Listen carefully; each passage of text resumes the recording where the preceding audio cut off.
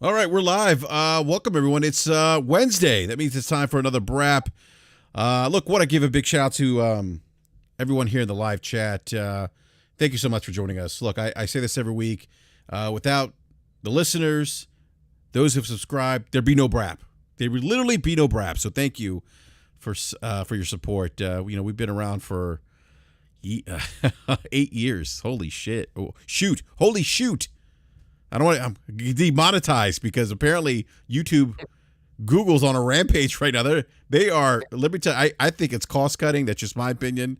But yeah, they are demonetizing like no one's business. I heard there was a show that was live and they were saying some things about the game Forspoken and they got they lost their demonetization midstream. Yeah, it's so.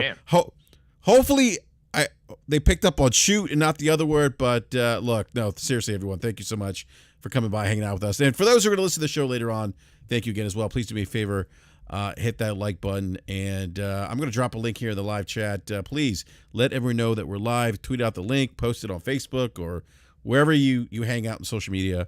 Please let everyone know we're live, and we do have a returning guest with us, first time in 2023.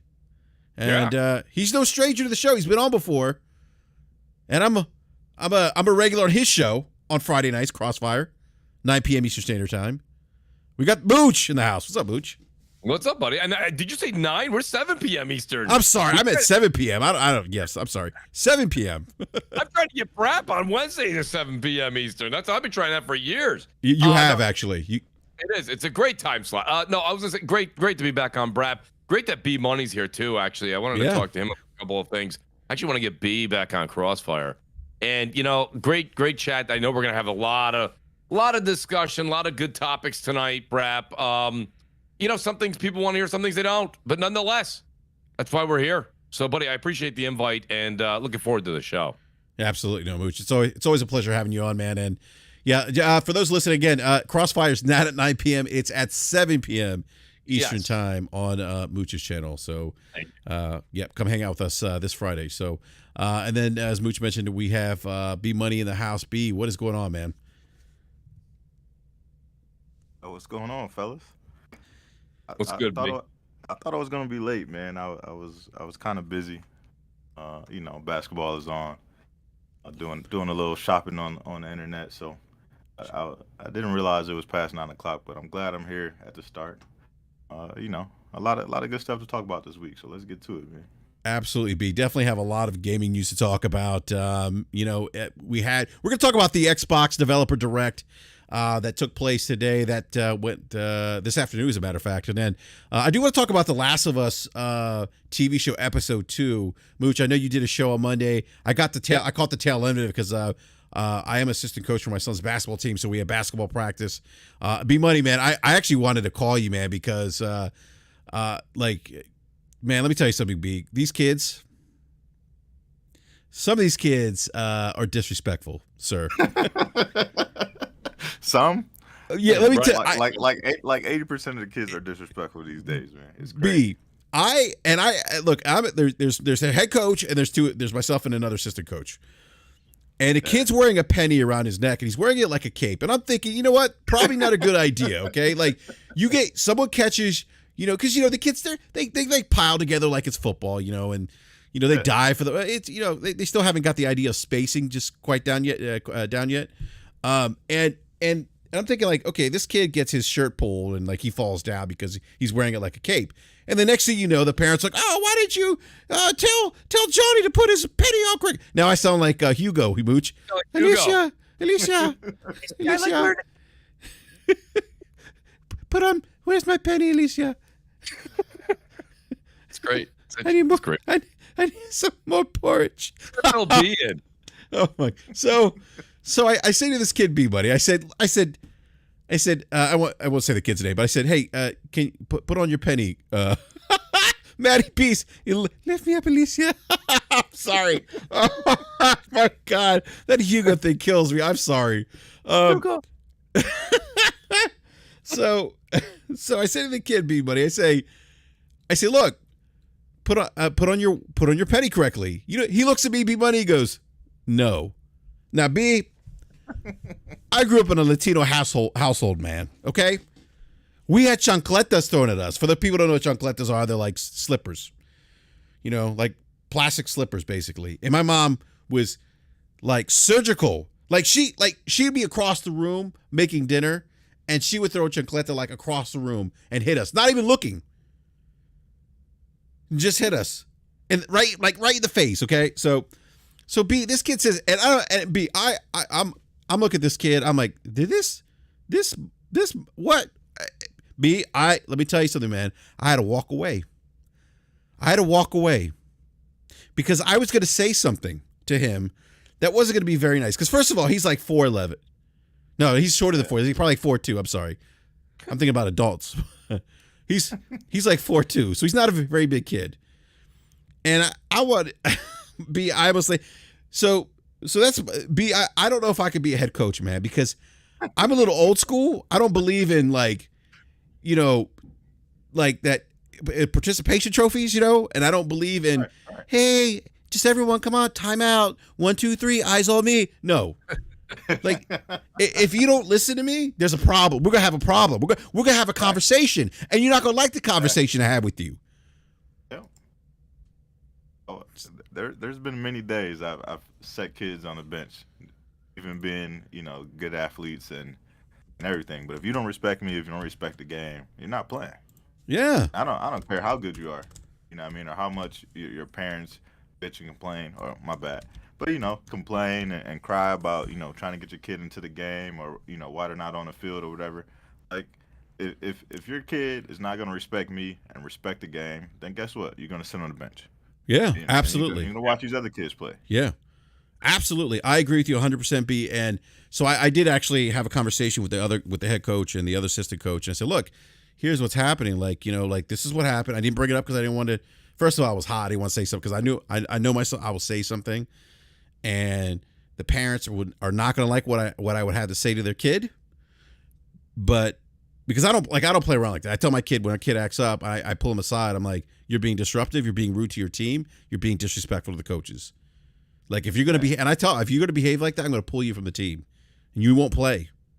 And I don't like, and I'm being serious. Like, I won't let him play if he's like, and so, and I'm sorry, folks. I know this is a game show, but I want to talk to B about this because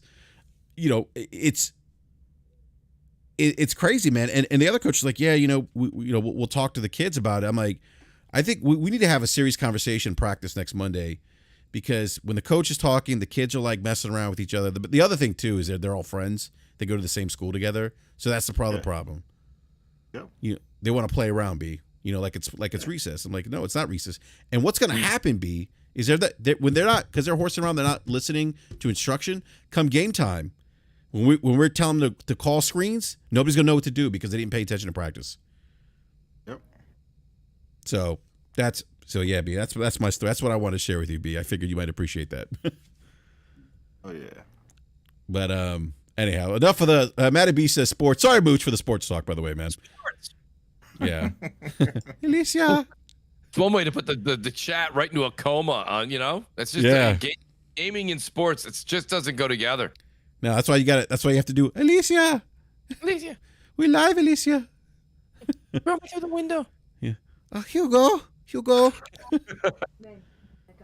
right, so yeah, look, we do have a lot to talk about. As I mentioned, The Last of Us TV show episode 2, Xbox developer direct impressions. Look, we're going to talk about what's the other game that just released, Forspoken, which is, I've seen a lot of controversy. Hopefully Slow-Mo joins, because I kind of want to pick his brain about that, because there has been some things around the color of the protagonist, and that being the reason why the game wasn't reviewed well. So if someone's here, we'll talk about that. If not, then we'll get into at least Mooch's impressions of the game, because Mooch is actually did get a review code from Square Enix, right? Yep. Shout out to Square Enix. I'm going to do a review this weekend on it, and I'm about 5 hours in now. Okay. I'm really exploring everything, BRAP. So I don't want to get into it. Subject, but I am all over the place. Just really enjoying the world is great. We'll get into it. We'll get into it when you get there. But I'll describe a good amount of the game. Yeah. But hey, B, have you been watching The Last of Us TV show? Because like, if you haven't, I don't want to spoil anything, and so. Yeah, I've been watching it. Okay, did you watch episode 2? Yeah. Okay, perfect. All right, so let's talk about The Last of Us episode 2. And look, if you haven't seen episode 2, and you don't want to be spoiled, or hear any spoilers of episode 2, then you probably want to, hit the mute button, or maybe come back and listen to the show later on, and fast forward past this part. So I look, after I watched episode 1 twice, probably got to watch episode 2 another time. I've obviously watched it on Sunday. I watched episode 1 2.5 times. The only reason it was half was, it was just about to go live for the show I do on Monday, and I watched the episode 2. I watched 3 times. It's a shorter episode too, but so impactful, especially that first 10 minutes. Yeah, absolutely, Mooch. And so I want to just talk about that real quick, just give my take, and then I'll go to the panel. But I want to say the one thing I love about the show is that at the start of each show, well, 2 shows so far, they're going to, before Outbreak Day or whatever it's called, they are fleshing out the world that the game or the story takes place in. They're giving us a precursor to everything leading up to the events of the breakout that we saw in episode 1. And I gotta say, when they took us to and I forget what part of the world it was, what country, I guess somewhere in Indonesia, and the Jakarta. Thank you, Neowise. The scene with the scientists in Jakarta, when they grab her, she's eating lunch, and they're like, "You need to come with us." And she's like, "Am I in trouble? Did I get arrested? Like, what's going on?" And they're like, "Have her look into the microscope." And she's like, "Okay, why is there, you have this like fungus in a dish that's, and some kind of solution that's meant for human samples." And the guy says, "No, this is actually from a human." And so then we see, and so they're exploring like patient zero. Like I don't think that's something that's been discussed in the video games. Like I don't think we know who patient zero is, or I don't recall. I could be wrong. Please, if I missed this in the video game, I don't recall them ever kind of talking about the source of the actual outbreak. And well, I don't think she was even patient zero though, because I don't think she was. No, she wasn't. No, she was bit. So yeah, that was just the first patient that they examined. Examined. That's right. Yep. You don't even know if Indonesia is actually the epicenter. We don't know that. I mean, that's the show's alluding to that. So if we want to run with it, I guess at this point in time, unless somebody knows the lore better than we do, I'm all ears. We can say that, but I think that this was already. That's why when they said bomb. And you could see later on as Joel and Ellie and Tess are making their way through that decrepit, outside the QZ there, the headquarters. There's bomb like holes all over the ground. Yeah. Yep. And my point being is that this was already out there. So when they made that call, if they did anything at all, they only slowed it down by a very, very small factor of time, which clearly wasn't enough to do any type of good at all. But that was the attempt. They thought maybe it was a problem or originated there, but we don't really know. And I would say from the fact that it spread so quickly, I wouldn't say that Indonesia was the first location. I don't know either, but no, it was actually Jakarta, Indonesia. The mycologist is Ibu Ratna was her name. Yeah, Professor Ratna. And she sees this mutated strain of cordyceps, and she says, she goes, "This can't be in a human sample. Like, cordyceps can't survive in humans." And the guy's like, "No, actually, this is from a human." So you're right. This is our first, the first time we're seeing a patient that's affected. This is not, patient zero. And so the examination happens, and she's looking at like the bite mark, and then she's looking at the she, I guess, takes like not scissors, but like some kind of like metal, I forget what they're called. She takes like the little like medical class. Like a scalpel. She takes a scalpel, cuts the leg open, but then she goes into the patient's like mouth and pulls out the they're not called, what are they called? The I always forget. The strands or the strands. I'll give you a better definition in a second. They're not tentacles. They're called. They're not tentacles. They're called. What are they called? The tendrils. Thank you. Tendrils. Thank you. Tendrils. Long tweezers, Captain Crutch. Yes, the tendrils. Thank you. Yes. Yeah, and so the tendrils. If we remember, like when before the show went live, they said that they're not going to. They're not gonna have the spores in the TV adaptation of The Last of Us. And some of us were like, well, wait a minute, like why not have the lores? Why not have the spores? That's part of The Last of Us lore. It's how this thing spreads. And they give a good explanation after the show. If you watch the directors talk about the episode, and they said, well, look, like spores in real life they don't stay still in the air. They actually move around. So that really wouldn't make sense.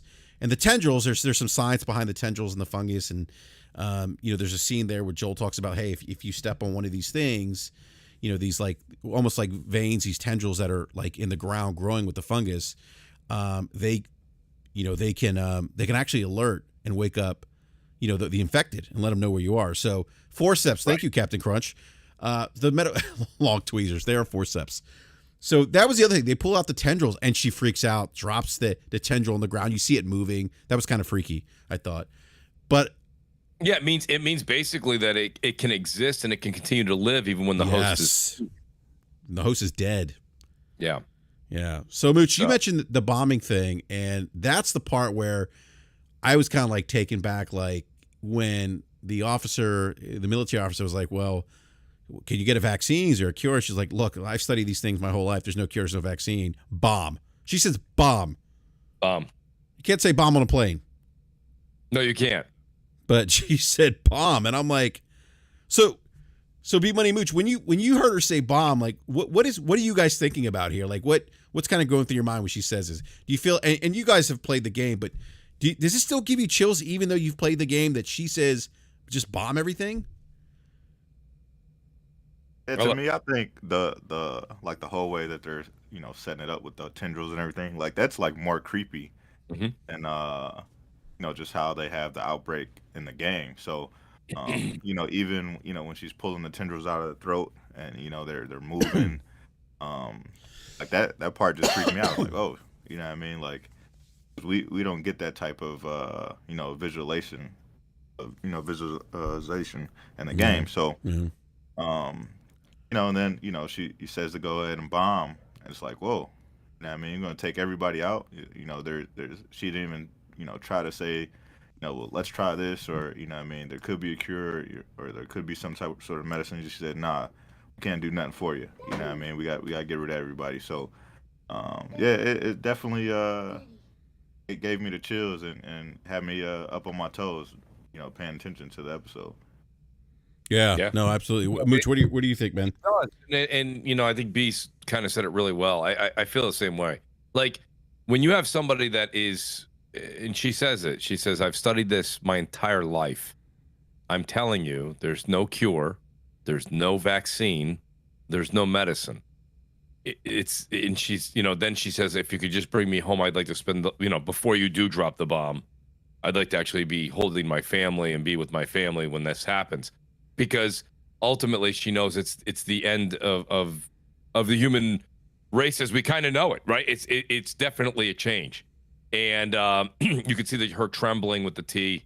It was just outstanding acting by that woman. She was unbelievable. Yeah. And the thing I brought up on the show on Monday, I want to bring it up here and see what the audience thinks here too. The first episode, of course, hits the feels very, very hard with the, Sarah passing away in Joel's arms. And we knew that was coming. We anyone who played the game knew that was coming. We knew we were going to get hit with it. And they absolutely knocked it out of the park.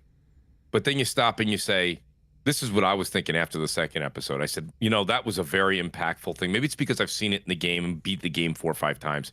I've seen it so many times. Even though it still brings water to your eyes. This one here, I thought the beginning of this one set a whole new bar. I think they're doing this thing where they sat down and said, we need to make sure within the first 5 minutes of every episode, we lock somebody in, or 10 minutes of every episode, we lock the audience where they're not even willing to use the bathroom. They're not going to get up for a drink. They are going to sit still for whatever amount of time we have this show going. and they've done that 2 weeks in a row. Of course, they did it with traditional, Sarah passing and all of that in Joel's arms, and this here, and it was interesting when Professor Ratna was actually getting told by the military to follow them. You could see when she was in the car, she was actually genuinely concerned for herself. I think at first she said, "Did I do something wrong? Did I break the law? Is there something that I didn't do?" And I thought maybe she did. I don't know. I was wondering where it was going to go. The minute I saw, you go, well, Mooch, when did you know that this was going to go in that other direction? The minute I saw that, let's just call him what he was. I don't know if he was a general, a lieutenant, a captain, whoever the individual was in the military. When I noticed that he and the other were walking in front of her, generally when you're being detained, they're behind you. They were walking as fast as they could to get in there, and she's trying to catch up while the door was open. I'm like, at this point, that's them being like, hurry, we need your help. We need your help, yeah. And it was just, maybe it's because I watched it 3 times. You're like, well, Mooch, you're picking up on all these little things. There's just so much to it. And I love the world that Neil Druckmann and the folks at Naughty Dog made. And to see this happen on Hollywood film reel is just, it's surreal. And they're doing a hell of a job. They're doing an amazing job, Brap. It's just, they've absolutely knocked it out of the park. And they're breaking records on HBO, for God's sake. I mean, so don't take my word for it. No, they had more viewers the second episode. They did the first for the first showing. And I think that, I think one of the things that I'm really liking about what they're doing with the show is that they are giving us history here, the background to how we got to where we are today, because that's something, again, that wasn't fleshed out or explored in the video game. You had the outbreak and that was it, but we didn't have any background into kind of where the outbreak started or who was the first patient that was examined. Now we know that this outbreak started, whether Indonesia is ground zero, we know that that an outbreak started at a flower plant, and there was like 14 people unaccounted for, which isn't good. And it makes me think, so here's the thing that, and I was talking to J-Dub about this, and because we're talking about the show, and he said, hey, did you notice that this happened in a flower factory, a flower manufacturing plant? I was like, yeah. He goes, you remember how the Sarah and Joel's neighbors were eating biscuits? He's like, biscuits are made out of flour. Cookies, the neighbor was making, offered Sarah. She said, no, that's made out of flour. So I'm wondering, did this thing spread through the flour? Is that how this thing kind of spread globally? It manifests itself. It lives in that. It's able to grow and nurture itself in flower type. Yeah, that's the whole thing that everyone kind of made a really good reference to, right? So if you go back to the first episode, and I got to give credit to Ryan Landry's. I think Ryan Landry's is in your chat. He was there Monday. Okay. Ryan said this, and so did Detective Jay Bari. They both were saying this at just about the same time. If you notice that, remember Sarah was supposed to make Joel pancakes. They were out of pancake batter. He was supposed to pick the cake. He was supposed to pick up the cake. He forgot. And then remember, the neighbor was making biscuits or something and said, here, have one. She's like, no, I'll take them home. She didn't. So that's how the three of them didn't. And Joel's like, I'm on Atkins. He's like, I can't. I'm on Atkins. So all that played a role. You know what I mean? Yeah, it did. And it's something that kind of, I didn't realize it until till J-Dub mentioned it to me. But I'm gonna go back to the tendrils in the episode. They talk about how the tendrils, if you step on them, they can actually alert the infected, and you see like one of the infected laying down, the tendril kind of wrapped around that infected's hand. But this is true. This is actually scientific that fungi can send electrical signals to one another through these tendrils, these long tendrils, and they can be miles long.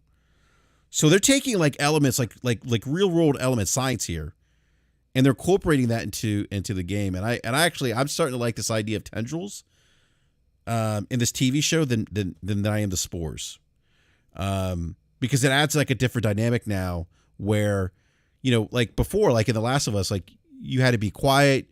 You don't have to worry about stepping on tendrils where you might alert like the infected that might be, who knows, 300 yards away, a mile down the road, or whatever the case is. You don't have to worry about that in the video game. You do in this show, and I think it adds an interesting twist dynamic to The Last of Us. And but I do want to welcome real quick, Gaming Forte. What's up, Forte? What to do? What to do? So real quick, Forte, jump in here, man. Like, what are your thoughts, man? Like on episode. I'm assuming you watched episode 2. I hope we didn't spoil anything for you. I watched it 3 times already. Okay, yeah. So what are your thoughts, man? Home run. Once again, it starts out strong. I like when they go back and talk about everything that happened before the outbreak. I think the young lady or the older lady that was the scientist did a real amazing job. I like how she portrayed her feelings and her emotions in so many different ways in that 5 to 10 minute opening of the show. Literally, when the military walked in and they took her away, she had this uneasy feel, and she was asking, you could see the tense on her face, like, hey, did I commit a crime? They was like, absolutely not. And they said, well, do you have the right person? They named all the stuff, and they said, we absolutely. So she you could literally see the tense of herself just like disappear, but then she knew, well, I'm definitely here for a reason, and then she just got more into the mindset of what she could be there for.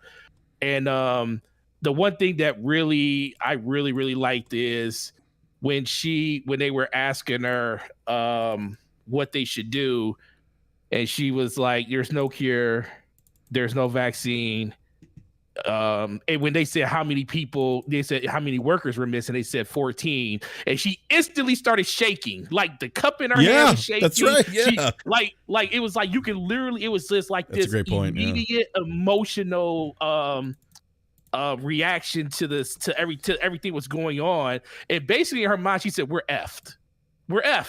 And I don't think you could say that on YouTube right now, by the way, Forte. Well, you can't say the full word. But I bet you they demonetize you for even suggesting. They probably will. They probably will. But yeah, she said, it's over.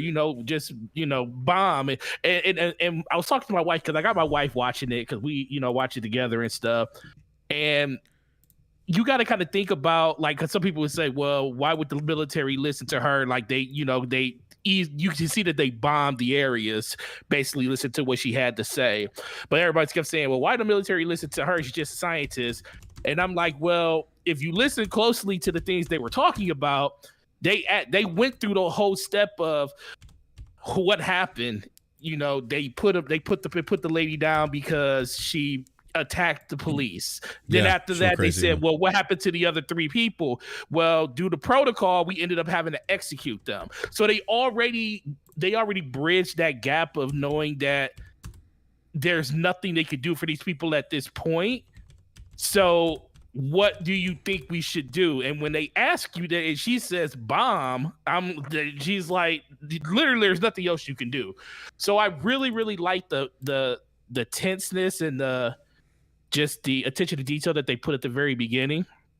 And then the last thing I took away from it is, the whole, like, everybody was like going at odds with the spores and everything and the tendrils. And I was like, I tried to tell people, I was like, listen, man, let's wait and see what explanation they give us for this, because they're definitely going to give you an explanation for it.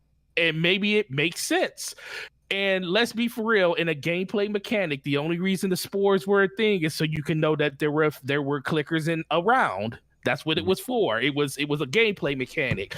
This, like they said, if you watch the deep dive or the behind the scenes after the show, they go into great detail to tell you why they ended up doing the whole tendril thing and everything. And it to me, I instantly said, makes sense. It just like everything else, there are certain little things that they change to make it more adaptable for a TV audience and stuff.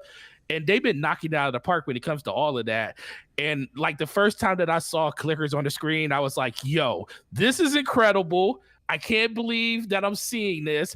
And especially watching my wife. Let's talk about the clickers. Yep. Yeah, go ahead, man. Yeah, let's talk about that.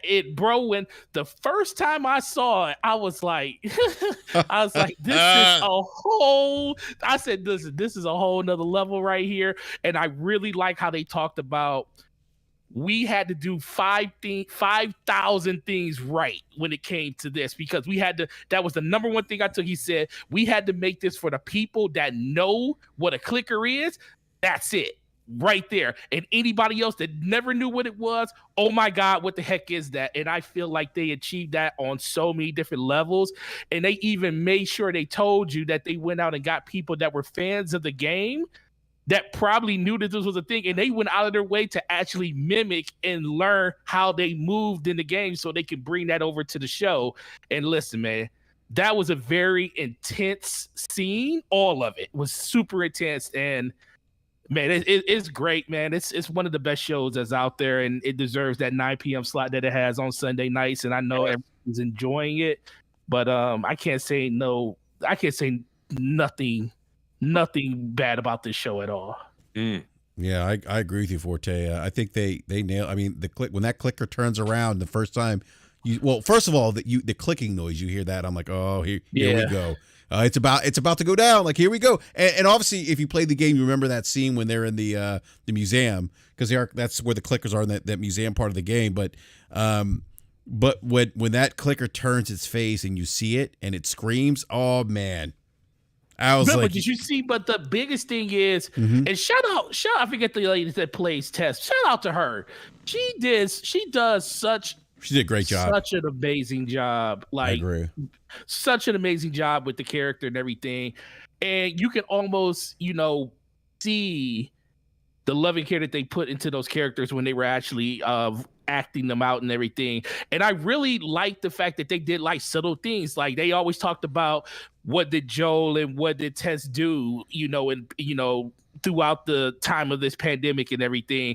And you start seeing like just little things like, they showed that, Joe was in the military. Then they showed that, Tess crossing her hands, like she was in the military. She was like with the police force or something, like, Ellie paying attention to little things like that, saying, okay, I'm in the right place, because these people know what they're doing.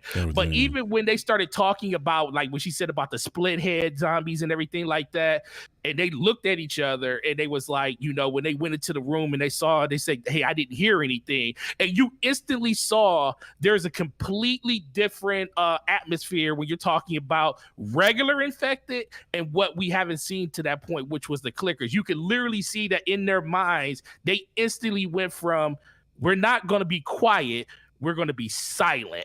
And it was like this huge switch in their whole demeanor that Ellie didn't know what was going on because she hasn't experienced that. And I think they brung such energy and such traumatic stress to that just little scene right there in that 2-foot room, whatever they were in. It was incredible, bro. I can't say too much more about it, man. It's awesome. Yeah, I agree. It's an awesome show, and we knew what was going to happen to Tess playing the video game. We know that she was bitten in that altercation, and then as she did in the game, sacrificed herself. What did you guys think about that scene though? Like with the lighter, and then that infected, like, because it looked like the infected were running past her, and I don't know if they knew that she was infected, and maybe that's where they weren't messing with her. But that one actually did look at her and then walked over to her. Are you talking about the end of one? What's that? The one. The end of episode 1? Episode 2. Episode 2, yeah. When they're, I apologize, with Tess. I'm sorry. Yeah, with Tess, where she's getting ready to, she tells Joel, like, hey, get out of here. Take Ellie with you. Get out of here. She's bitten. They know that she's bitten. Joel doesn't want to, like, he's kind of reluctant, but. I have an idea here, and I was just talking to Capone about it in the chat. So my thought here is a little bit of listen. I understand that The Last of Us is not zombies. I understand that it's infected. It's a completely different thing. However, there are similarities. I'll attribute it to my zombie knowledge of World War Z. And if you remember right, the reason that the zombies infected in World War Z would run past very few individuals and not touch them. The blind man. Illness, right? Remember the blind man? Right. Well, I believe from what I remember at the end of it, it was more if you have disease, not if you're blind or hearing impaired. It's more if you had a disease, sick cells of some sort. They didn't want to eat you because they wanted a good host. Yeah, they want a good host. Yeah. So my thought, and I could be, please, guys, It's great to debate this, so I don't care if I'm wrong. But I think that she had been bitten, and she'd been bitten for many hours. You could see it already started to go down her shoulder or neck. Yeah. They were running by her because she is infected. So they know their own, right? They don't eat their own. So the reason the one came over, and credit this to Persona was, I called it a runner. He said it was more of like a stalker, and the stalkers, I guess, are half runner and half clicker. So the stalker came over to her and basically not mated, but like attached itself to her because it knew that she was infected, and they were going to connect their fibers. You know what I mean? Their strand. So that's my thought. My thought is, once you're infected, especially for 3, 4, 5 hours, because they say you change quickly. So once that happens, they can sense, the infected can sense when you've been affected and bitten and about to turn. So that's why they didn't run in, they didn't maul her. It's because she is one of them already in their eyes. Yeah. What I took from it, pretty much that same exact thing when I first saw it. Probably a little bit more deeper thought into it when it came to that, because Tess had that conversation with Ellie, even though Ellie is technically immune to it. She told her that, but you're not immune to them ripping you apart. So they kind of talked about, like, yeah, all of these different things. But I also think it goes back to the point that everything is connected. Like you just said, they know their own, and it was their way of basically not communicate, but connecting with her on that level. And he was like, okay, I can literally see you're about to turn. And it was like, basically, okay, I'm about to just walk over to you, and this is how it's going to happen. And they're going to connect in that way. It sounds weird, but that's the only thing I can really take from it, because, that's kind of the only way. This is like a whole nother way of them actually doing this. So I like that they're leaving it up to your interpretation, but I do think a lot has to do with the fact that it's not really the fact that they know that you're not affected, because they'll still tear you apart. They basically made that perfectly clear when she told Ellie about that. But I think in this situation, it was just more of that beautiful death syndrome where they want to say, we want to, she's been so good through the first 2 episodes. We have to find a way to end this in a way, because remember in the game, they were running from the Federa and stuff, and they kind of changed up a little bit of that. Yeah. So this was just their way of saying that everything is about how the strands connect with each other. I think this was just another way of saying, like, well, maybe how does the strand get from host to host? And maybe it protrudes that way. Maybe if you die or something and it goes inside of your mouth or veins or something, but she just happened to still be alive when it happened. So that might just be how they decided to do it in this one. So that could be interpretation, but I like the fact that they left it that way. Yeah. That's a great point, Forte. B man, are you so? B, I don't know if did you see the previews for episode 3? I did. Yeah, so like after watching like the first episode, and it was a longer episode because it was the introduction episode. Like I almost wish that like all the episodes were like that, at least like an hour and a half. Yeah. Because there is some stuff that I feel like they rush, like as far as like some of the scenes or whatever. Yeah. Because I think it's only 9 or 10 episodes, and I think they're trying to complete the game. In like these first 9 episodes or whatever it is. Yeah, the first game. Yeah, there's like some stuff that they're kind of rushing through, and like you would want to see like more of the characters actually fleshed out. But it is what it is. It's still a great show at the end of the day. But going into that 3rd episode, I'm really excited. You know what I mean? Because they are expanding the story a bit, with what they're showing in the 3rd episode.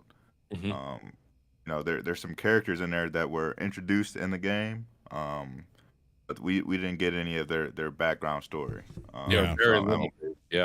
I'm gonna see. I'm interested to see how they kind of play that out, because just based on the previews of it, it looks like it's gonna be pretty intense. Yeah.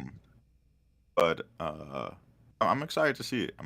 Because, like I said, there's characters that we don't have much information about, and they're kind of giving us a little background story here. And Well, that's Bill's another one of reason them, why B I Money. feel like the episode should be longer, because like if they're gonna do that, like I don't want them to do it, expand the story, uh, kind of give us like more information on characters that they didn't give us much information on in the game, and then like the next episode it feels like it's rushed because Mm-hmm. they, what I mean, expanded the story at certain parts. But Yeah. very, very excited for it, nonetheless. I agree with that because the first thing I did when I saw the episode 3 trailer. Oh, real quick, Immortal ahead. Black saying episode 3 is 80 minutes, so that'd be an hour and 20. Hour 20. I'm not saying Immortal Black's not telling the truth. I haven't seen that, but He's an insider. But he's saying it's 80 minutes. It would be interesting if it was 80 minutes because. So. Yeah, go ahead. Go ahead. Oh no, go ahead. Finish your thought. No, I was gonna say it'd be interesting if it's 80 minutes for what B's mentioning about fleshing out these characters, because we are gonna be introducing Bill. We saw Bill in the previews for episode 3. Bill is in episode in The Last of Us Part 1 video game, but you don't really kind of meet his character, but not really. Like it's not really fleshed. Character's not really fleshed out. BRAP, I do have it right here. This is official, I believe, from HBO. Episode 3, 76 minutes. So he's very okay. So there you go. Okay. So what I was thinking after seeing that episode, seeing the trailer for it, the show is at its, in my opinion, the show is at its first inflection point. Now, if you're a fan, like as all of us are, because we played the games and we loved it and we know what the story is, you're going to be very excited to see where this goes.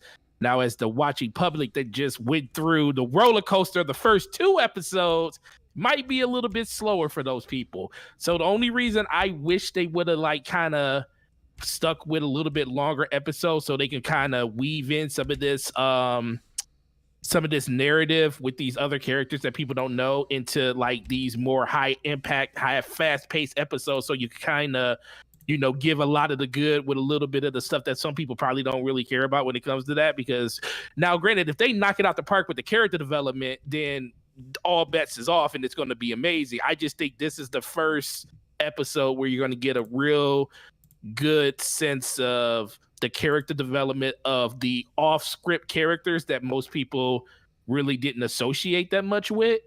And do people really care about those characters coming out of these episodes? Because I think that's the only downside to them like rushing through it. Because now you got this one episode that could probably just be a bunch of and the reason I say this is because if you think of Walking Dead, until you got to like the season 7 with Negan and everything, and then you got to the governor, everybody used to say, well, the show started sucking because you started having human on human crime.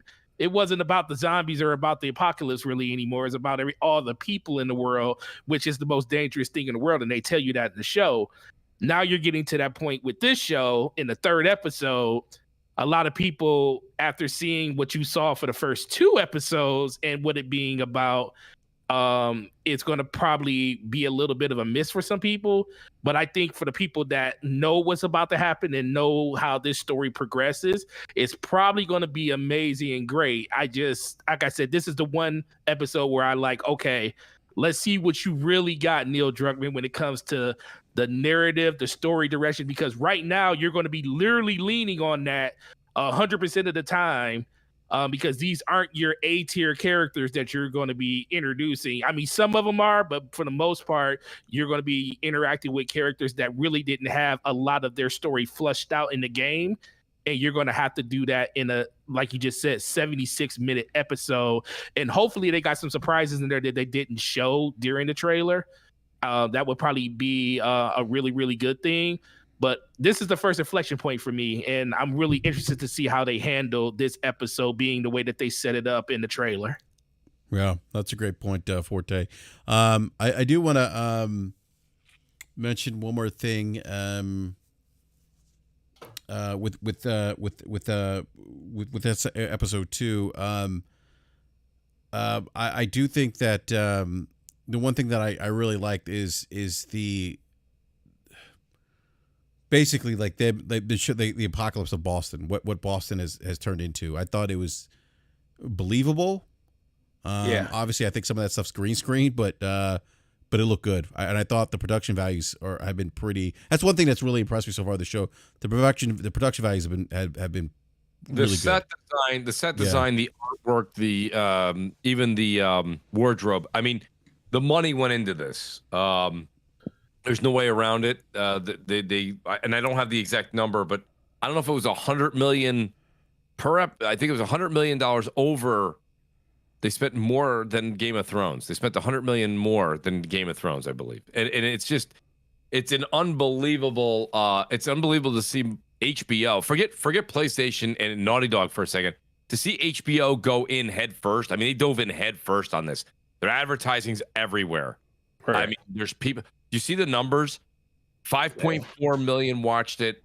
Episode 2, 4.1 or 4.4, something like that. 4.7 watched episode 1. Yeah. 4.7 watched episode 1. That's now these are as of Monday. Today's Wednesday. As of Monday, the numbers came out and said 18 million have now watched episode 1. Like, that's the HBO. They put all their money down. They doubled down. They're winning their bet right now. They're winning. Yeah. The numbers are showing us that. I mean, Josh Ayers, his biggest growth in HBO history. I mean, you think about the pedigree of HBO television series. You think of shows like Game of Thrones, House of the Dragon, The Wire. God, what else? I feel like I'm missing some other shows that HBO's had, but this is. But again, I go back to the production values. I'm just impressed. Like it looked. It looked just great. I mean, it looked like the buildings leaning over on top of each other, very similar to what we saw in the game. Not similar. Oh, it's like, exact. Spot on. Yeah, it's spot on. Yeah. That was the one thing. Yeah, that was the one thing my wife had mentioned when we was watching it, because I always get on her watch. She watches a lot of B movies and stuff, and I was like, man, this is terrible CGI. I mean, see, and I was just like, she'll be watching something. I was like, you know how you just get that critical eye and you just start looking at shows like, that CGI is terrible. And I've been doing Halo this with TV her show. Yeah, I've been doing this. I did this with her for years, and the first thing that came out of her mouth, she said, that's like when Joe was standing up next to the car and you could see the backdrop of the building and stuff. Yeah. She's like, dang, that's CGI. She said it's not, that's not bad. She said, you could definitely tell it is CGI, but she was like, that's some good CGI. I was like, what? I said, I can't believe it. My wife has turned into a CGI whore like me. I can't believe it, man. You know what, though? There's nothing more frustrating to me than poor CGI. Halo. No, absolutely. You know, hey man, I tried to tell you after that plane exploded on the ground, I was like, that's the best explosion that happened in any video game history. You're not lying, Forte. You're not lying.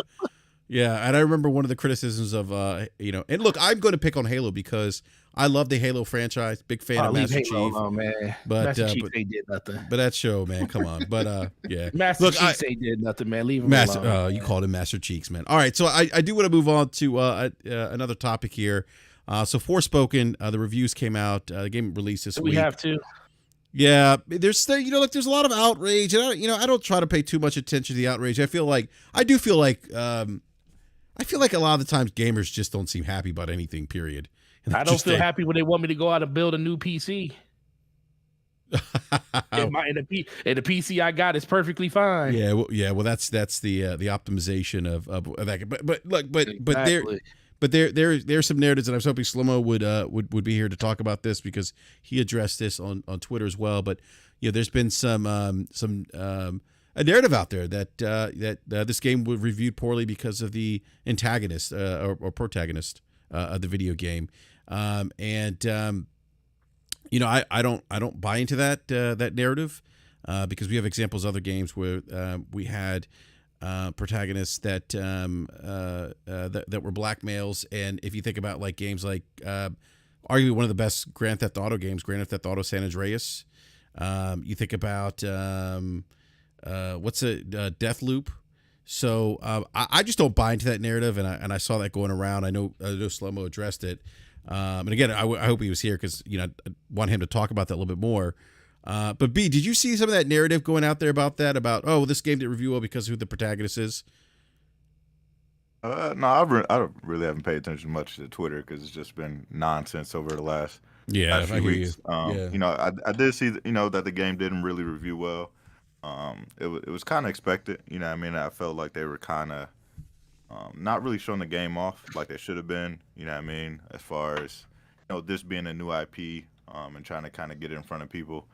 I know they released a demo, and a lot of people were, you know, had some stuff to say about it. They weren't really excited about the game after playing the demo, and some people were, but the majority of people were kind of down on the game after the demo. And I saw that they released the update, and you started to see more people post clips of the demo after the update, kind of showing off gameplay and whatnot. But after release, I mean, there are people playing the game, and that they're saying that they're having a good time with it. I don't want to speak too much, on it as far as where I'm kind of at with it. I think I'm gonna probably wait a little bit, and probably catch it on a sale. I'm sure it'll be on sale in a week or two, and then probably pick it up. But as far as the negativity around it, it's to be expected. It's an exclusive. You know what I mean? If it wasn't, then it kind of just be one of those things where people would, kind of push it to the side and move on to the next thing. But since it is exclusive to one platform or another, people are going to cry and complain about it and try to poke fun. So it just Right. kind of is what it is. Yeah. Yeah. What are your thoughts, Forte? Yeah, I feel the same way. Like I said, for the most part, I really don't care. I mean, when I first played the demo the first time, I was like, this frame rate looks terrible. And because someone was like, how did you like it? I was like, I couldn't even play past the first 5 minutes of it because the frame rate was horrible in the demo. And then they had to patch it. Who has to patch a demo? But whatever. The game looked interesting. I was definitely interested in it, but I do think when it comes to like this whole scoring lower because of, the color of characters in the game is the most ridiculous thing in the world. It's or just gender shaming or anything like that in general, or racial shaming and stuff. I think it's crazy, but ultimately people are just bored because they ain't got nothing to play and they just want to talk about nonsense like this on Twitter or on YouTube videos and stuff like that. It's fine, but I have more pressing issues with the game for the fact that, like I said, they want me to buy a brand new PC. They want me to sell my left kidney and play it on my PlayStation 5 where it's getting 22 frames per second in the resolution mode and 44 per second in the frame rate mode or performance mode. I'm like, no, man, I can do other things like play Dead Space that comes out at the end of the week, or get ready for games that's coming out next month, or play Persona 5 or something like that just hit on Xbox or something like that, or just finish God of War. There's so many other things I could do other than play this game.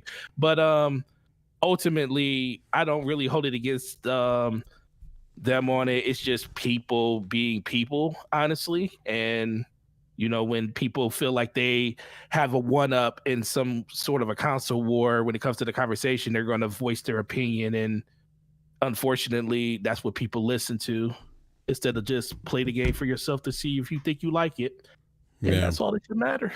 Yeah, no, thank you for that, Forte. I do want to go to Mooch because Mooch actually, we said this at the beginning of the show, he actually does have a review copy from Square Enix and currently playing the game right now. I know I've seen some, it's interesting. I've seen it kind of split. And again, I wouldn't, I'm not saying this is just a small sample size for Twitter, but I've seen people tweet, I actually like the game. And I've seen people say this game is not for me. So I've seen it kind of split. But Mooch, you've played about 5 hours of this game. About 5 hours in. Yeah, what are your thoughts? Like, I mean, I don't know if you read any of the reviews, but if you read some of the reviews, how do the reviews benchmark, against your own experience with the game? Well, the good reviews, and the good reviews that I mean are the ones that were fair, and those were still in the 6s and 7s. I still think there was some people that reviewed the game at somewhere between a 6 and a 7, and they were still very fair. I think what you're seeing, there's a few things. First, I'll take a step back, what you asked B, and go from there to where I am playing the game now. Two of the mistakes that they made here, the developer and the publisher here, was they should never. I've said this on Crossfire for years, and actually broke my own rule by trying the demo. I don't play demos. Don't put demos out. Yep. You might go, why? The main, Mooch, that helps us, the consumer. It doesn't. It doesn't. And I'm going to give you an example why with Forspoken. When I played the demo the very first time, I didn't care for it. I didn't understand the context. I didn't know what was going on. Though I was just plopped into this world. I had certain magic abilities that they threw at you, which were decent. They gave you a good amount on the character to try out, but it was a bit overwhelming. You're like, well, what? The introduction was quick. It was like, press this, press that. Now go fight. What? So when you play the game from the beginning, the way that it introduces the story, by the way, the first 2 hours is story. And it's good. I mean, it's good enough. It's great. Is it great? It's not God of War. It's not The Last of Us. It's not Gears 1 and 2, okay? It's not. But it tells you, it's not like she's just in New York and then poof, she's in a fairy tale. You know, which is what the demo and like these early snippets would lead you to believe. She's actually in New York. You're in New York for about a half an hour, 35 minutes. You know, there's a story there. There's a background. Then there's how she gets in touch with the cuff and how that she gets warped to this other, you know, this other dimension. And then they take you through a true beginner or intermediate or expert level, whichever you want to play it.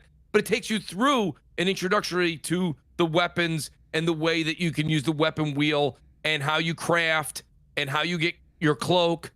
So my point being is that their first mistake was putting out a demo, because putting a demo out is legitimately like if you're just throwing somebody who doesn't know how to swim into the deep end, and they go, well, you'll learn how to swim quick. Meanwhile, the guy's cursing you out and flipping you off and being like, someone throw me a goddamn buoy, you know, or something. Throw me something. It's just you're in the middle of nowhere. The other thing they messed up on was they should have just given out the review copies. They should not have done what they did and wait until launch, because you're probably going, well, Mooch, what's the problem with that? The problem with that is you got 4 days of bad press from YouTube content creators and the gaming media. Oh, it's a red flag. I've got other games to review. Now I got to cram this in there. Must be something wrong with it. The game must be broken. Look at how bad that demo was. I don't care if they put an update out. It sucks. So instead of them just giving the people the review code and letting gamers play it, because think about it, even with that 4 or 5 day stretch on Twitter and on social media where they said the game was awful, it's still sitting at somewhere around a 68. You might go still. After the absolute like bashing it got for 4 or 5 days on social media, it's sitting at a 68. I thought this thing was going to be sitting at a 52 with the hits it was taking.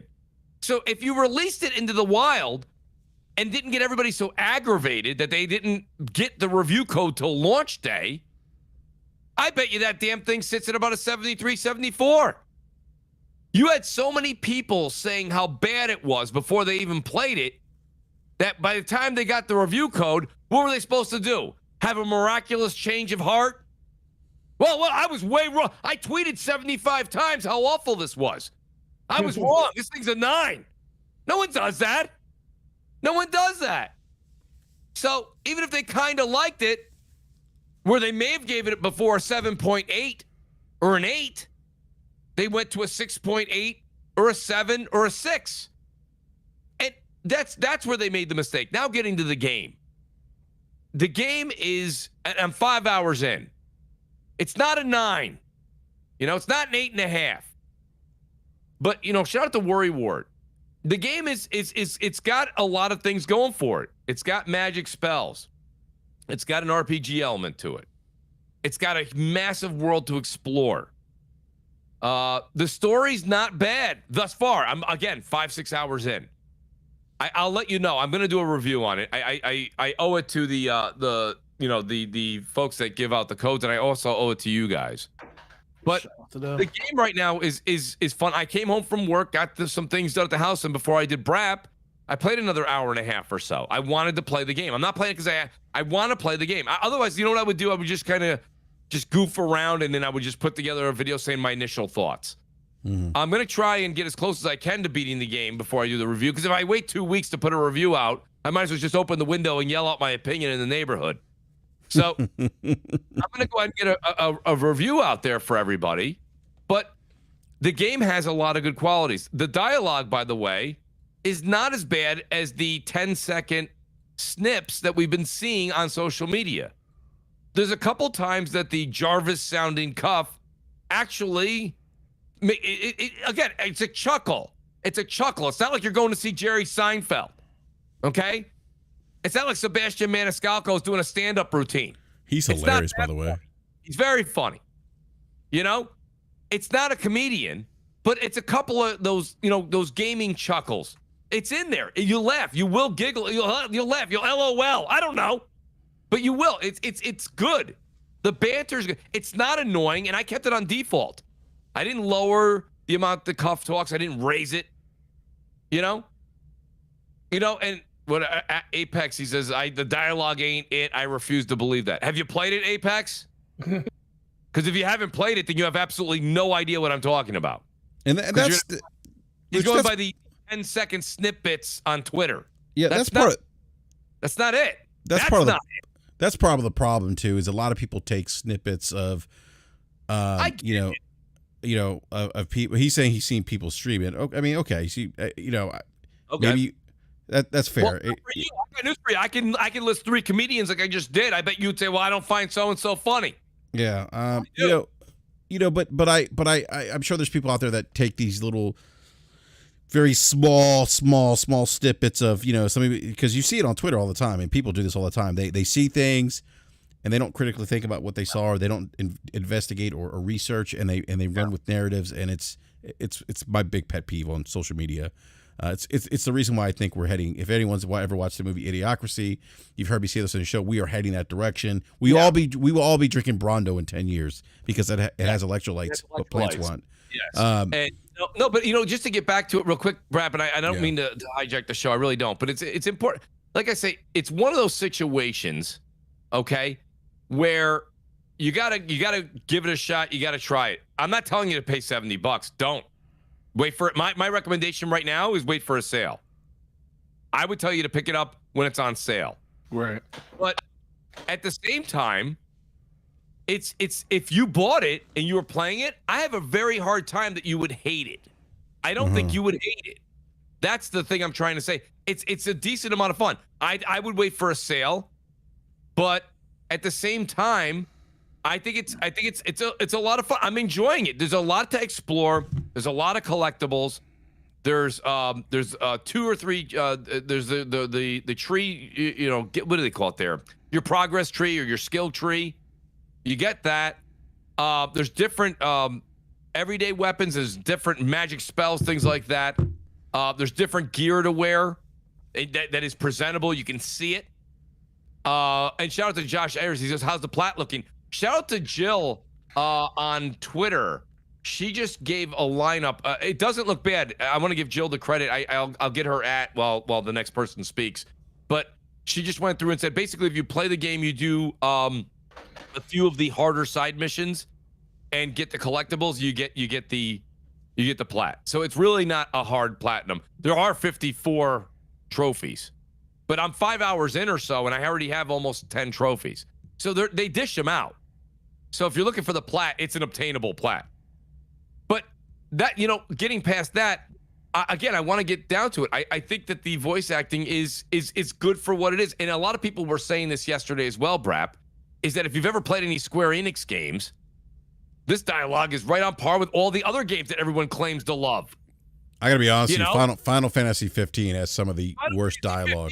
Win any narrator of the year awards. Like Noctis, the dialogue with Noctis and his crew was like, okay, I don't want, you guys just need to shut up at this point. Right. And let me tell you something. This is better than that. Yeah. So, I mean, it is what it is. But at the same time, I would say if you're in, and one thing, Forte, I love you dearly. The one thing you said I don't really agree with. He's like, well, this game came out. I've got this. I've got that. I mean, you could, shovel your driveway. You got, you could, take your car. Today. There's a lot of things you can do. I got old games. I got new. That doesn't stop me from wanting to play a new game. We all have a backlog of 180 games. Doesn't mean no. I'm not talking about no. I agree with that. I'm not saying that. I'm saying my experience with the game the first time playing it, and it goes back to don't release demos. Especially don't release a demo if the game's not in the state where it needs to be for people to actually enjoy it all the way across. Like everybody, I heard different reasons why people either liked the demo or people why they didn't like the demo. Right. And I was talking to Slow-Mo about it, and I said, Slow-Mo, I told you day one when I played that demo, it wasn't glitchy, but I felt the frame rate was off. It was this, it was that, and then now you see after the full game is out and people start to see to getting their their thoughts and stuff, and you see Digital Foundry put stuff out on it, you see that's exactly what it was. So it was just like my experience wasn't great. Not saying that after all the patches and stuff I wouldn't enjoy it now, but I'm one of those people, like, once I play something and I don't like it, I just tend to not even want to even go back to it. So it's more that's all it is, because that doesn't happen with all games. That's just the demo literally, I think, ruined the game. Yeah, it ruined the game for me, literally, because I wouldn't have downloaded it if I didn't want to play it. That's the thing. Like a demo, think about how hard a demo is, right? You got to put together something that is intuitive. It's also going to be captivating. You have to give you don't want the person to just have just the basic powers, right? You want to show them what the game's about. But usually if you get into an area or a situation of the game where you have all of that criteria checked off, you've played it for a while and you're familiar with the mechanics and you're comfortable with the game and you know where the story's going. When they just plop you down any game, this is a good example. It just it didn't work. It didn't work. And it just, I think that was the worst thing. I don't understand why in God's green earth they dropped that demo. And if anyone's listening to the show that worked for Square Enix, the first person who was like, I think we need to drop a demo, that guy probably shouldn't be working there. I mean, it's the worst idea. And that's why other games don't do it. It just doesn't leave a good impression on gamers, generally. And think about a game, let's just pick on God of War, right? Because everyone loved God of War, Ragnarok, it did very well, blah, blah, blah, blah. Even if that was a demo, you go, well, Mooch, that would have been, people would have loved it. Yes, some. But someone would have sat there and critiqued that damn demo for a month and a half before the game came out, and it would have impacted the game's results. I agree with that. Somebody would be like, oh, man, I gotta shimmy through this rock again. I did that in 2018. Where's this new technology bullshit? Whatever. Pardon my French. But I mean, you know what I'm saying? Like, that's the thing. So you even take a God of War. If God of War is going to get banged up for a month and a half, Forspoken is going to get absolutely destroyed. So that's the thing. I would recommend that they don't do demos. Don't do them. It's never a good outcome. It just isn't, So, I mean, that's just my take on that, BRAP. I'm interested to hear what you think. But I would say, honestly, right now, the game is hashtag fun, right? A lot of games in Game Pass, everyone's like, oh, I tell you, it don't look good. The mechanics are horrible, but it's a lot of fun. Well, this has got decent mechanics. I think the mechanics are good, not great. I do think the story is better than people think. The open world is very good. And the particle effects and the magic and the everyday weapons that you have are pretty decent. So I would say it earned the hashtag fun, at least. So that's where I'm at. So if you're on the fence and you're not going to buy Dead Space Remake on Friday, this may be a new game that'll carry you into the middle of February. You could have a very good time with it. Now, if you're buying Dead Space on Friday, maybe you don't want to spend $140 in a week. I understand that. I get it. I'm not telling you to spend your money. I'm just saying if you're in the mood for a new game and you want something that's open world, it's got some funny stuff to it. Some of it, even some of the cringe stuff, it's not that bad. It's not as bad as people put the clips out. It's not. Right. And I would say go get it, give it a shot or wait for a sale. But either way, I'd give it a shot somewhere down the pipe in 2023. It's a good game. Is it great? No. Is it good? Yes. Is it shitty? No. It's one of those. It's in a lot of, you might go, well, geez, Mooch, a lot of games happen to fall in that criteria, by the way. No cursing. No cursing. Oh, yeah, that's right. Well, it's only the first 15 seconds, BRAP.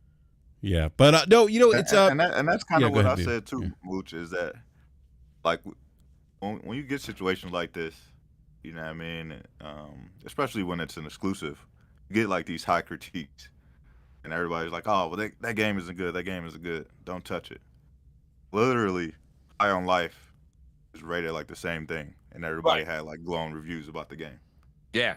And it literally does the same thing where someone, a side character is talking to you literally the whole game with cringy dialogue. People found fun in that, but they can't find fun in Forspoken. You know what I mean? So like, I just don't understand the narrative. You know what I mean? I understand that it comes from fanboys and people are gonna try to wave their flag of whatever side they're standing on. True. But if you're gonna say that you have fun with High on Life and then you know what I mean, at least not try Forspoken, I can't even look at you the same. You know what I mean? You're not a gamer to me. You're just a fanboy. Yeah, no, that's a really good point, B-Money. And shout out to player in the chat. He says people are not paying $70 for High on Life. Here's the thing. This is a full game. This is a 60-hour game, I believe. Some people are saying 40 hours to 40, anywhere from 40 to, I think 60 is 100% completion, 40-hour game. High on Life, listen, I got like 3 or 4. I got to the 3rd or 4th boss in High on Life. Done with that. I mean, you want to talk about annoying? Like, it's nonstop banter in your ear. Nonstop. And it's the most repetitive thing I've ever seen or played in a very long time. Yeah, and Apex is High on Life scored higher because of its affiliation with Rick and Morty. I 100% agree that helped it. You take the fact that you take Morty's voice out of it, and that thing probably loses 10 points. And shout out to what do you call it there, who's actually very good. What's his name? He was in Curb Your Enthusiasm with Larry David. He does the Caesar commercials right now. Oh, James, yeah. He's really he is. JB Smoove. Yeah. JB Smoove is an absolutely hysterical comedian. He's funny, yeah. So, yeah. He helped. So shout out to JB. He helped out. But you take those 2 voice actors out of there, which gave you that comfort level. That game's not good at all. At all. And it's sitting at a 67. I got news for you. If you, like B said, you take the fanboy stuff out of it and you just let somebody play an hour and a half of High on Life and an hour and a half of Forspoken, and then you did a panel, you did a review afterwards, everybody would be like, well, now I'm going to put you in this room again. You're going to get all the snacks and food and drink you want. You have to play one of these for another 5-6 hours. I would say probably 9 out of 10 are picking Forspoken. So yeah, that's the takeaway here. So shout out to B Money, nailed it with that. Yeah, I'm actually looking I'm actually looking more forward to Dead Space. Reviews come out for that tomorrow, so I understand. Yeah, absolutely. But no, I may. This might be a game. And look, I also don't like when people kind of make fun of other people for enjoying games that maybe are Metacritic like 60, 65, stuff like that. Because look, I enjoyed Rise, Son of Rome, and that's Metacritic 60, and I played that game like 3 times. So I enjoyed it because I enjoy that kind of. First of all, I enjoy historical set pieces in video games, especially anything dealing with ancient Rome. So I'm that guy who likes those types of games. So those kind of games are going to appeal to me. There's going to be certain people out there that are going to like these types of games. They're going to like a Forspoken, because they like the, either that open world, they like that the magic element, maybe they like that quirky dialogue. There's people out there going to enjoy those games. So, but for me, it's probably going to be a game. Maybe when things kind of slow down in terms of gaming, and I get through my backlog a little bit more, and I get off of Halo Infinite. I'll probably check this game out when it goes on sale. So Forspoken, by the way, and I know people might say it doesn't matter, but Forspoken was #1 on the Amazon charts for the week and a half or 2 weeks leading up to in the Japan. sales in Japan. Yeah. So the casual gamer goes, okay, I'll allow it for your opinion, but not the general consensus. So that whole country doesn't count. Yeah, the interesting thing, Mooch, is that what I've seen is that typically when people talk about like games, and if you would have go back to like Gotham Knights, you would have heard the dialogue going around about Gotham Knights. Yeah, they said Gotham Knights dialogue was also something was wrong with that. People didn't care for. They didn't care for the aesthetics, the looks of the game either. Well, the way that people were talking about the performance of the game and things like that, and you would have thought that it was going to bomb, and it actually did commercially did well. It bombed in the world that like everyone It bombed in the Twitter world. That's where it bombed. In the Twitter world, not in the sales world, not in the real world. The casual gamer goes, "Give me raw numbers." Well, as soon as they come out, buddy, I certainly will. So, it's a number 17 best-selling game of last year. Gotham Knights was. He's talking about exactly. That's what I'm saying. Yeah, I mean, B Money, you're right. If you would have go ahead, B. And Forspoken is going to be fall in that similar window where it's going to be in the top 20 games sold this year. There's not going to be that many games that beat it when we start laying out the landscape. It will find its audience. Yeah, no, I don't disagree. Hey, we have Slow-Mo joining us. Slow-Mo, what's up, man? Yo, Gotham Knights is ass. Hey, we tried to tell you before you bought it though, man. You didn't want to listen. Hey, I got it on Super Duper. Slow-Mo's one of the sale. Yeah. It was $20, and actually the $20 was paid to me. WB Games paid me $20 to take it. So. Oh my goodness! All right. Hey, Mooch. Real quick, Mooch. How much time do you have? Because I did want to get to the Xbox Developer Direct. Go ahead. Do I get another half hour? You guys haven't talked about that yet? No, we're about to. We're waiting for you, Slow-Mo. Oh, I appreciate it. Yes, sir. Sorry, I'm still recovering from whatever disease I had, sickness, whatever you want to call it. I don't know. I had the triple flu.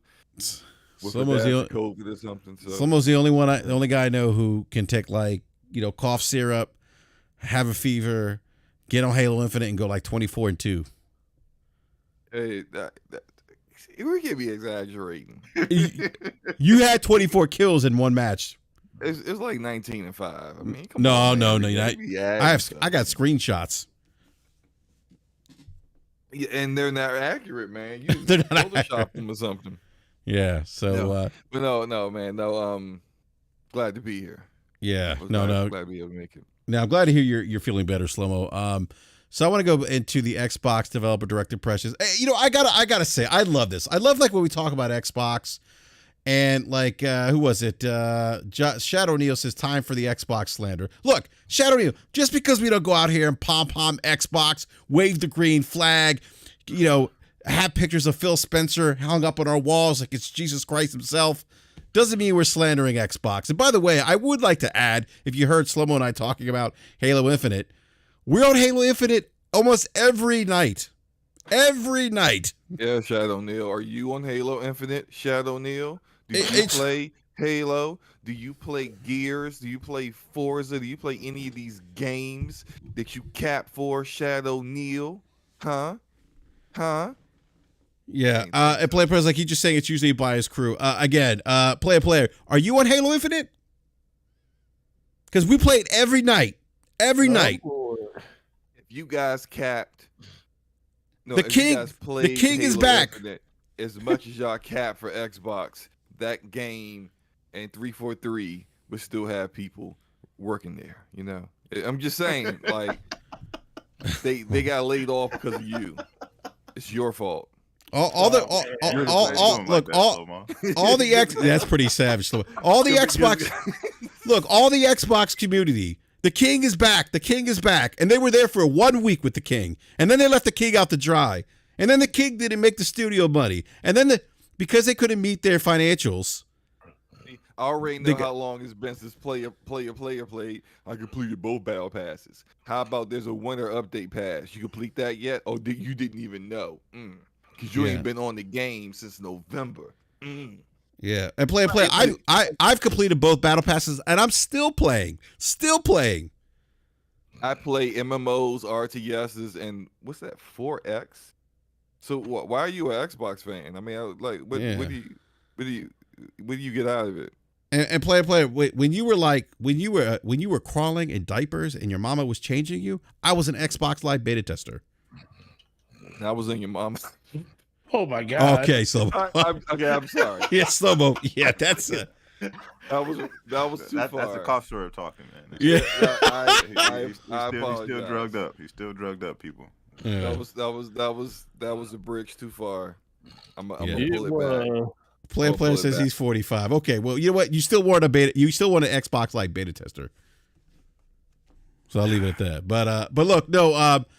So Xbox Developer Directive, that was today, and look, I thought Microsoft did a great job at managing the expectations of people, although some people clearly weren't paying attention. Agreed.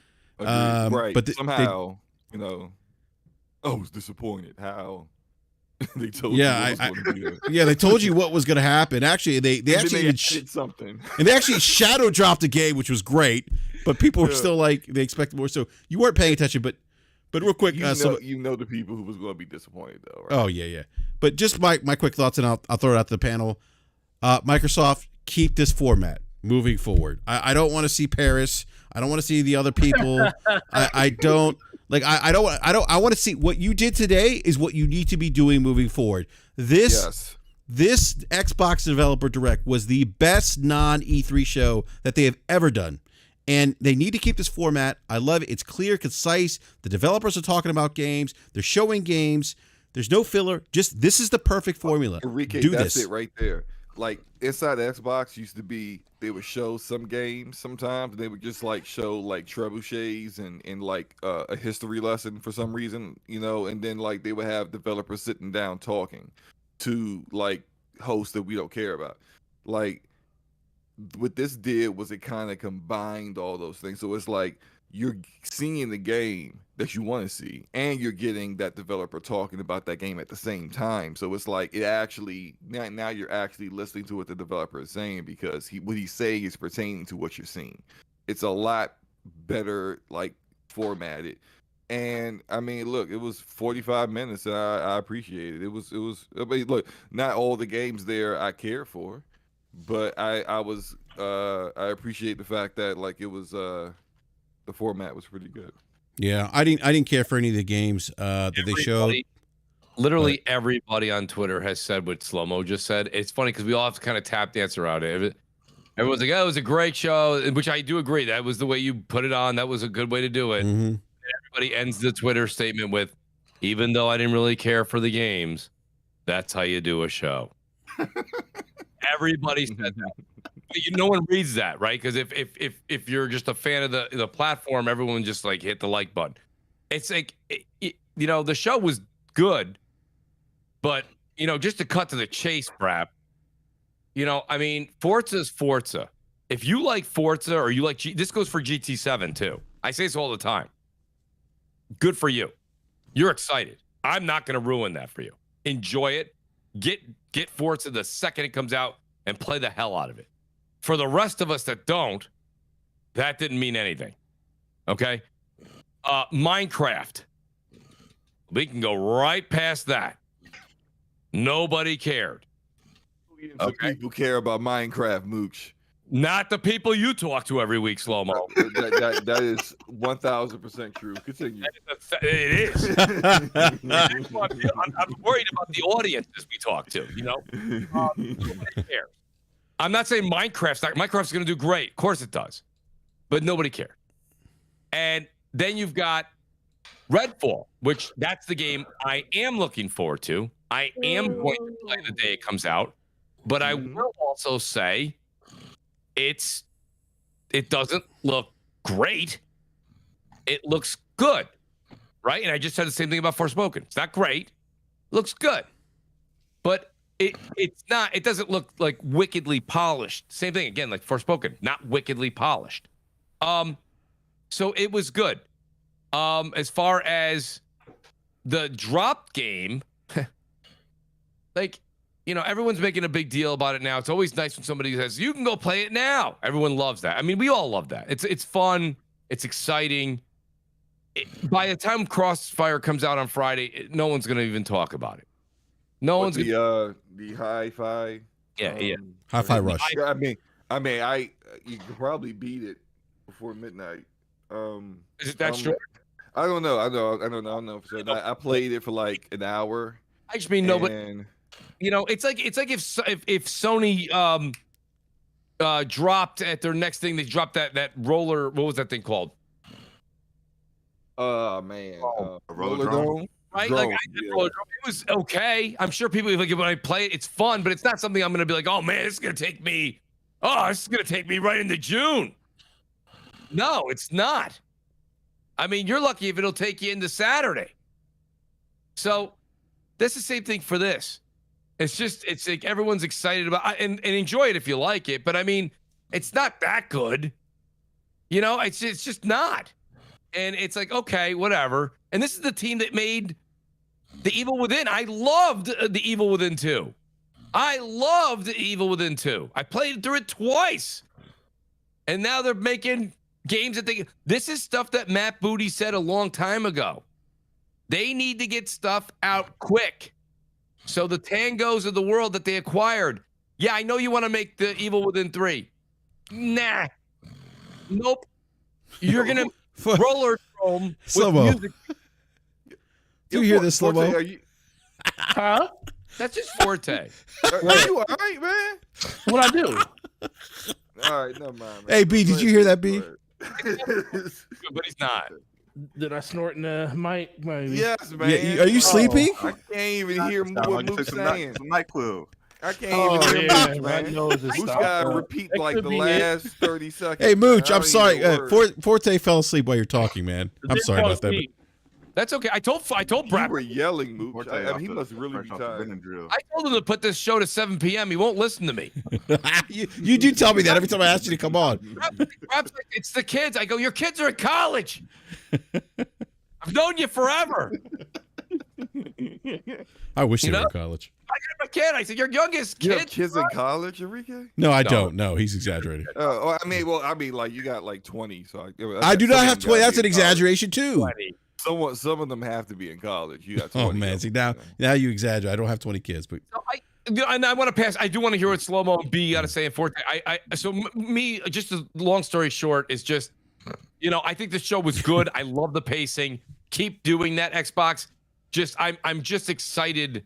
I'm excited to see some games that are like just uber thrilling, and if Minecraft Legends, Redfall, and the 8th iteration of Forza did it for you guys, and something that would release, if it wasn't dropped today and they were like Hi-Fi Radio or Hi-Fi Rush is coming out in 2 weeks, nobody would even remember when it dropped in Game Pass. So it is what it is. I think at the end of the day, I think the show needs to continue the way they're doing. Do that every 2 to 3 months. That would be awesome. And give us some big title games. And I think they got a recipe for success there. Real quick before we go to the rest of the panel, I just want to say something, Mooch. I kind of share that same sentiment that you do. That they still need to show something, and maybe it's Starfield. It could be Starfield, and I hope it is Starfield. They still need something. We're Starfield. Yeah, for sure. Yeah, I mean they need that must-have killer app that moves the needle for their platform. They haven't had that yet. It ain't Starfield. It might be. Maybe Slow-Mo. Starfield is going to appeal to. I mean, look, I know you like Bethesda games, Enrique. Yes, I. So like, what do you mean? Because they're good. Because they're good. They're Game of the Year contenders. But go ahead. No, they're not. They're not. All right, look, we don't need to get into that argument again. But I don't think that game is going to appeal to people who aren't already like indoctrinated in the Bethesda, Elder Scrolls, Fallout format, game design format. I just don't think it's going to. They just cut off most of their player base because it's not releasing on a console that the game will be releasing on anyway. Right. Which is going to be the typical kind of like what something that used to be multi-plat is now exclusive. Those who are like so like hard on for Bethesda will cop a PC or an Xbox to get it, but some of them won't. Some of them be like, hey, I got it and played it when it was on PlayStation, but I don't love it enough to go buy an Xbox to play it. That's now a minimum $300 plus Game Pass or the actual game $70. I don't love it that much. So, but it's going to be a choice that people are going to make. That said, like I don't think it's going to be like a killer app, a killer game that everyone's gotta play. It's like Elden Ring. think about what happened when this time last year when Elden Ring came out. People who weren't even Souls fans, never played a Souls game before, they got a bucket of cold water when they played that one. But like, bucket of cold water. even they were like, "Yeah, I gotta play Elden Ring," and it's just like that's the kind of game that Xbox need. They need the kind of game that like literally everyone's talking about. And when it comes to gaming, even the casual gamers, like, you hear about this Elden Ring? Yeah, man, you know that George R. R. Martin, you know, the Game of Thrones dude wrote it. You know, they get stuff all wrong. He wrote the whole thing. It's his game. He made the game. They be wrong as hell, right?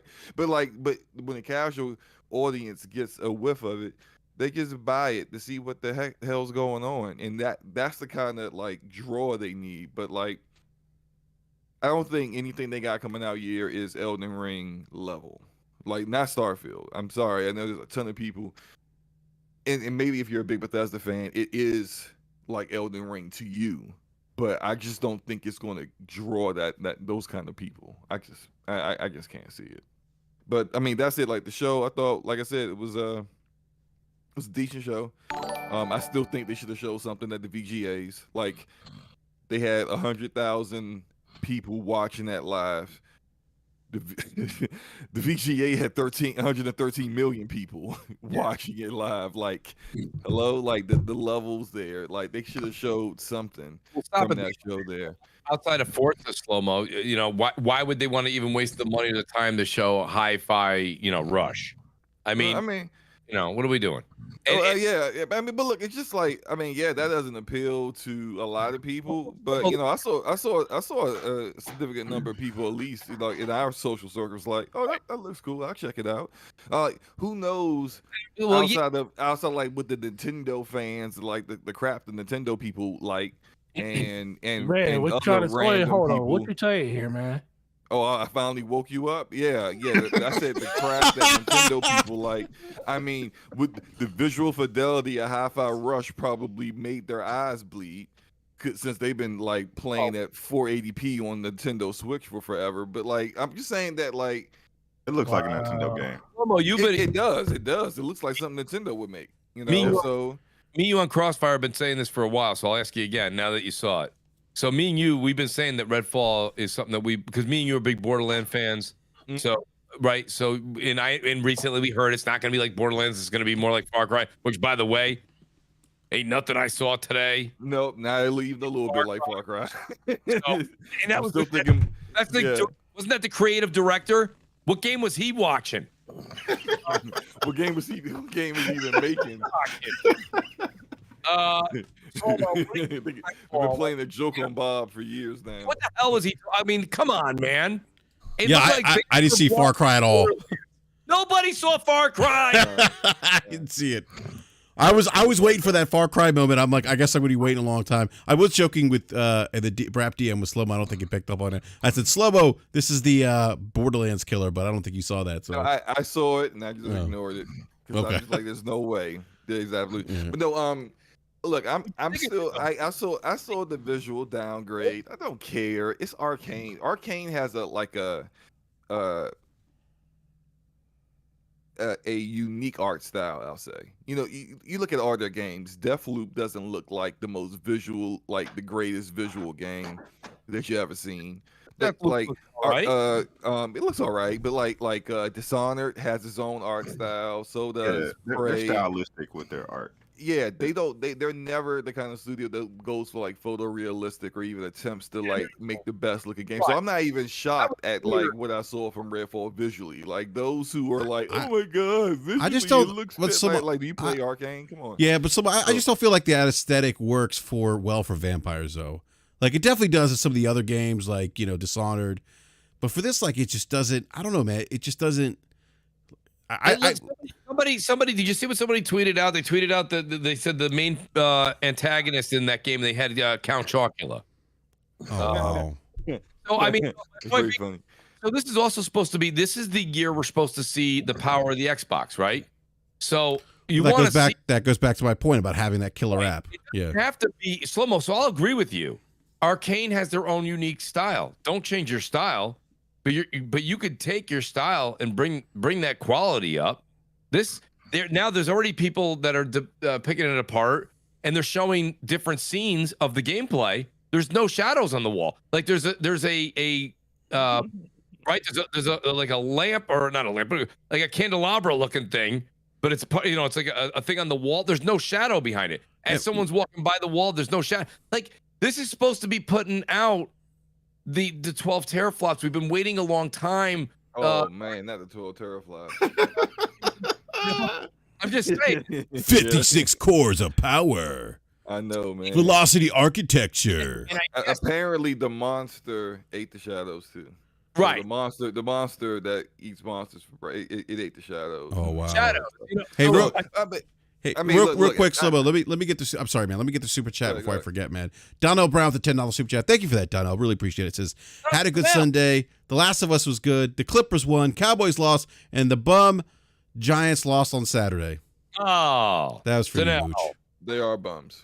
They didn't play well, but it's all right. We overplayed this year. We had 3 wins last year. Then we made the this year. I just want to comment something real quick. Erodimus has a lot of hate for the show. Again, look, we're not here to cap for consoles, man. Like if you want your back rubbed and you want that Xbox massage, there are plenty other shows that start with the letter X that will do that for you.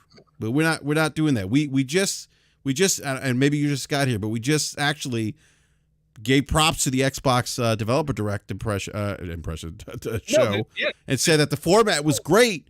But look, not all of us are excited for some of the games they showed. I'm not excited for Redfall or anything else. I thought the stealth drop was great. I think a lot of us on the panel agree with that.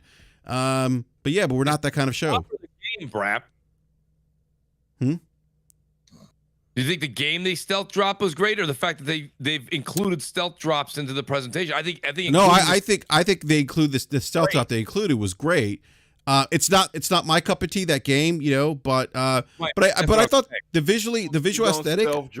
You don't stealth drop like the greatest game ever, like the greatest game that's in your like portfolio. You stealth drop a little AA thing that you guys have been working on. It was kind of it makes sense. It makes sense that they would stealth drop, even though I still kind of be like, people been wondering, like, you've been not showing anything for months, and you had a game ready to go. January. You want to stealth drop? You want to stealth drop something? Stealth drop 007 2-3 days early. Throw that in there. Nostalgia is a hell of a drug. I agree. You don't stealth drop. You don't stealth drop Gear 6. I get it, but this. What is it? It's a rhythm game. It's a rhythm game. It's fun. Yeah, but Forte played it. Forte, you thought it was fun, right? I like it, man. It's fun. It's all right.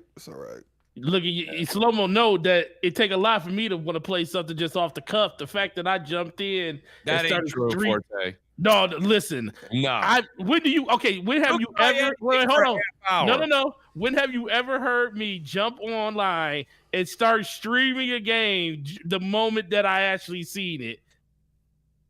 You streamed that game? I streamed it. Yeah, he was streaming. Yeah, Forte was on for like 2 hours streaming it, man. He seemed to like it. Yeah, I'm probably gonna. I may check it out. It was to be enjoying. Forte literally was like, "Hey, this would be a great opportunity to get a lot of likes." My God, I get those regardless.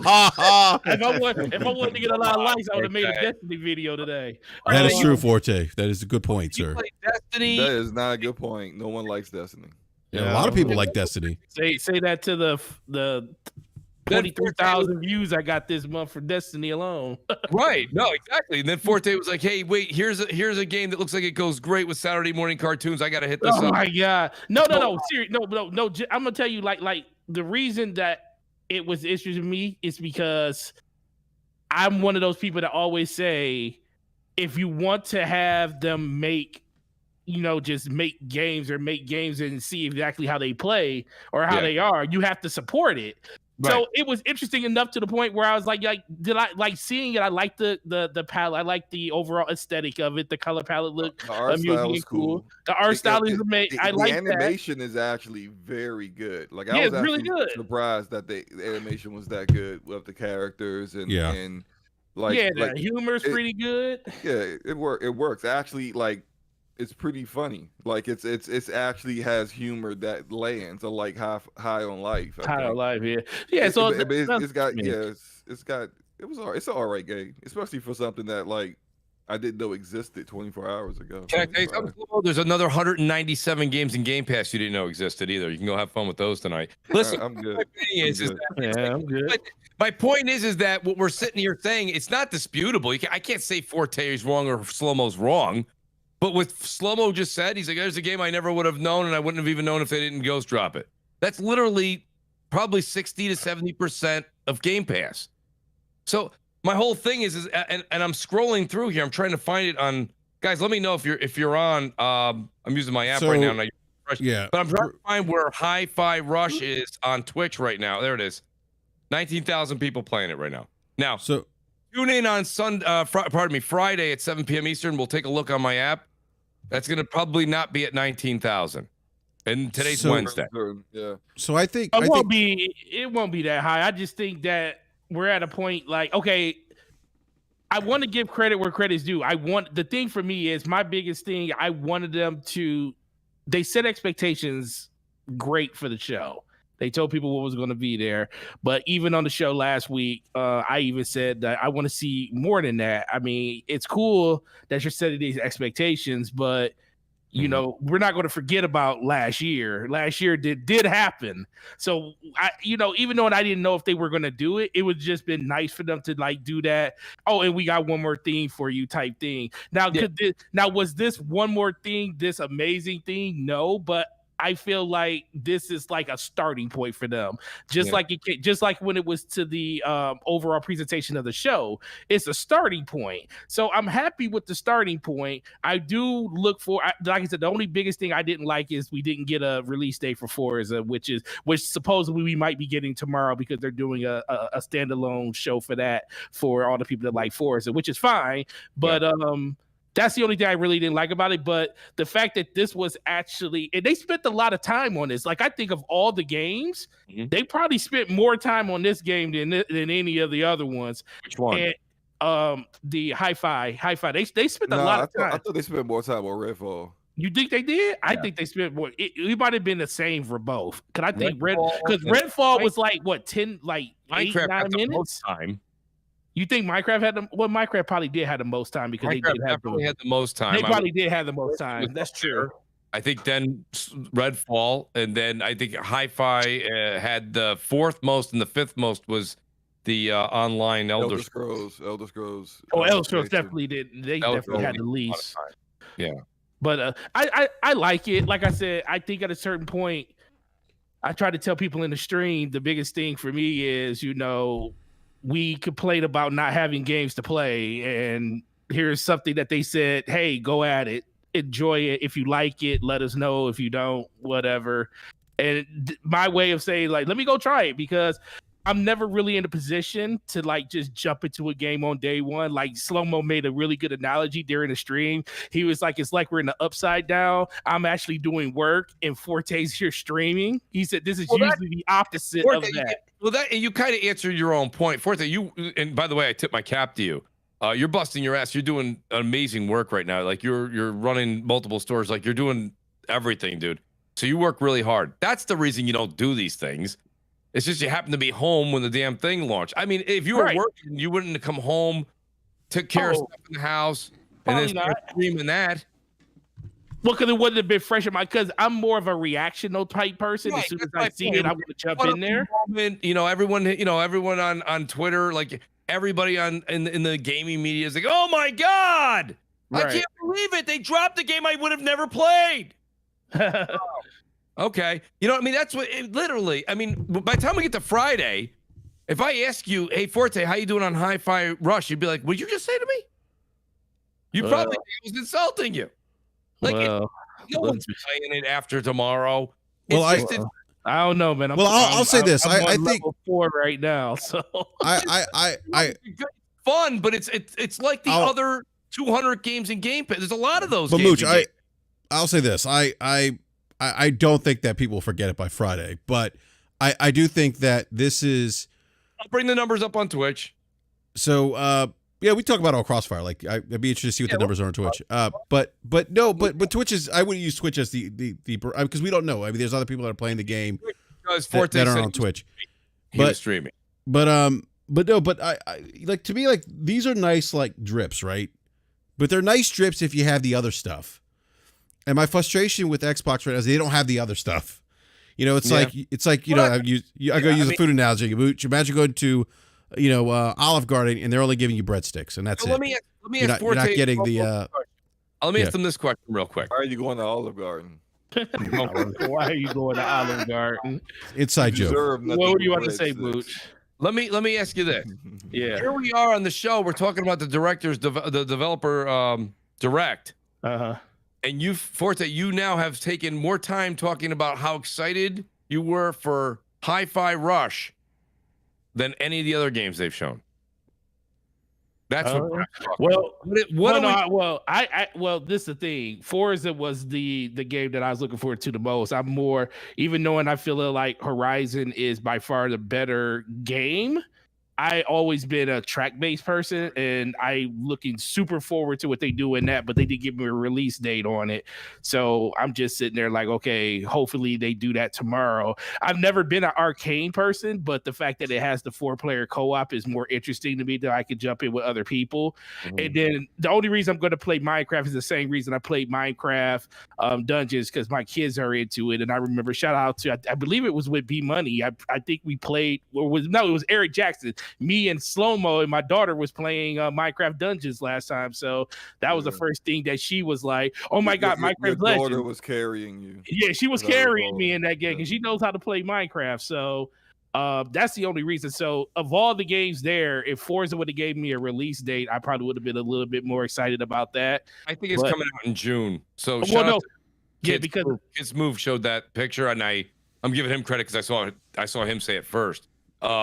Even though when I showed it, I said it on the stream with the Iron Lords, where you talking about the coming soon, and it had a 6 at the end of it. Coming soon, and it was COMIN, and instead of G, it was a 6. It was a 6. So it said coming 2023. Yeah, 6/23. So June 2023. So. Yeah. Which means Starfield is, and I'm telling you, Starfield's not going to be releasing June. I try to tell people that it's going to be. I'm think Q3 of 2023. That's the window, late Q3 2023 for that game. That means Forte should have took that bet with me. Yeah. Which one? The one where I was trying to bet you that Starfield would release before you. I ain't trying to give you no more games. Yeah. Looks like you would have actually got one from me for once. Oh wow. It'll be in November again, or it'll be the October, November release date for Starfield. But I've been saying that. That would be Q4, yeah. That'd be Q4 if it did. But real quick, let me get the super chat real quick before I forget. Let me get the super chat real quick, Forte. Neo Wise with the $2 Canadian super chat. Thank you for that, Neo Wise. Says 13% decline in console sales. Is this concerning? He's actually referring to the recent quarterly report from Microsoft. More specifically Xbox, but it should be for them. I mean, but it makes sense when you don't release any first party games that are of AAA value and something that you've been actually marketed and cared to market in a full calendar year. You should expect your console sales to drop off. I'm not surprised. Kind of a direct correlation. It's their own fault, though. Yeah, absolutely. Yeah. It has nothing to do with like their first party output either. It just has. They didn't have anything in Game Pass either. I'm kidding. You know what I mean? So, like, because they survived before without having first party games. This isn't the first time. They didn't have any other content to even promote. Like, what was their big holiday game? What game could they promote during the holidays? High on Life. How could they push their what game where they're smacking on the front of their console to say, "Hey, come buy this"? Oh yeah, well, nothing. They didn't even have good partnerships for the holiday to even say, "Come buy this." we have this great bundle. You know what I mean? It comes with Game Pass, 3 months Game Pass, 6 months Game Pass, whatever. I mean, they had nothing to even entice people to go buy it. So unless you're, I mean, even as a casual gamer, it's like, all right, well, you bought it because that was the cheapest console. You know what I mean? And the other consoles weren't available.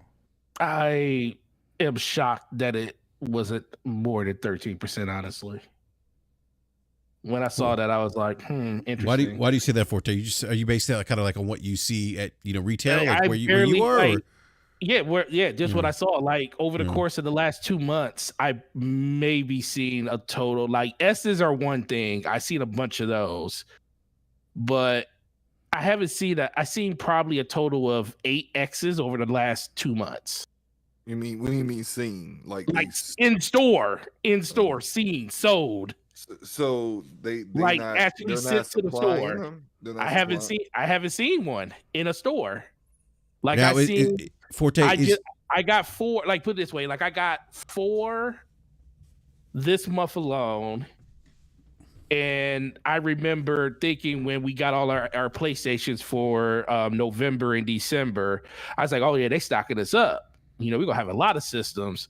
And it just seemed to be, we had a lot of X's, but we didn't have a lot. We barely got X's, like to the point where I think a lot of people are getting to the point where it's like they want the higher end system. Like I was answering more questions about people wanting that system and not being able to find it than anything else this holiday. It was like almost like how PlayStation was last year. You got PS5s and we would just tell them no. Whereas this year, everybody had PS5s and nobody had the Series X. It was like just crazy how unavailable that system pretty much was throughout the whole holiday. Like if you wanted an Xbox, the only Xbox you could really buy was that holiday bundle for $250. They did, or the Fortnite bundle that they had with Rocket League and everything in it. With the app. Yeah, but the X was not. I didn't see an X, so I'm not saying that 13%. That's still a lot to be down, but everybody was really looking for that X over the holiday. Forte, it's exponentially bad because it's the holiday quarter. I agree. So it's not 13's bad, but in the holiday quarter you should be up. Period. Absolutely. Down. It's not good. And it's also bad to be down this early in the generation too. Yeah. Yes. And now you have Sony, who's now able to meet.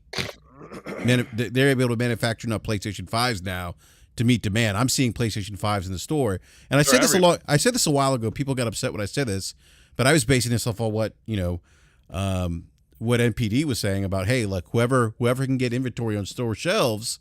This is kind of a unique situation that we're seeing during the pandemic, post-pandemic, where whatever console manufacturer can get inventory on store shelves is going to win NPD for that month.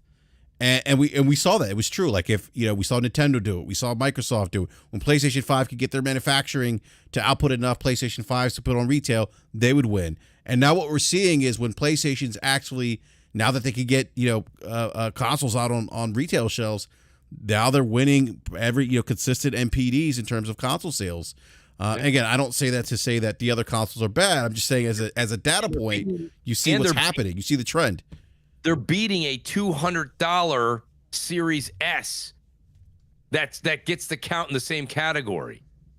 Come on, like that's massive.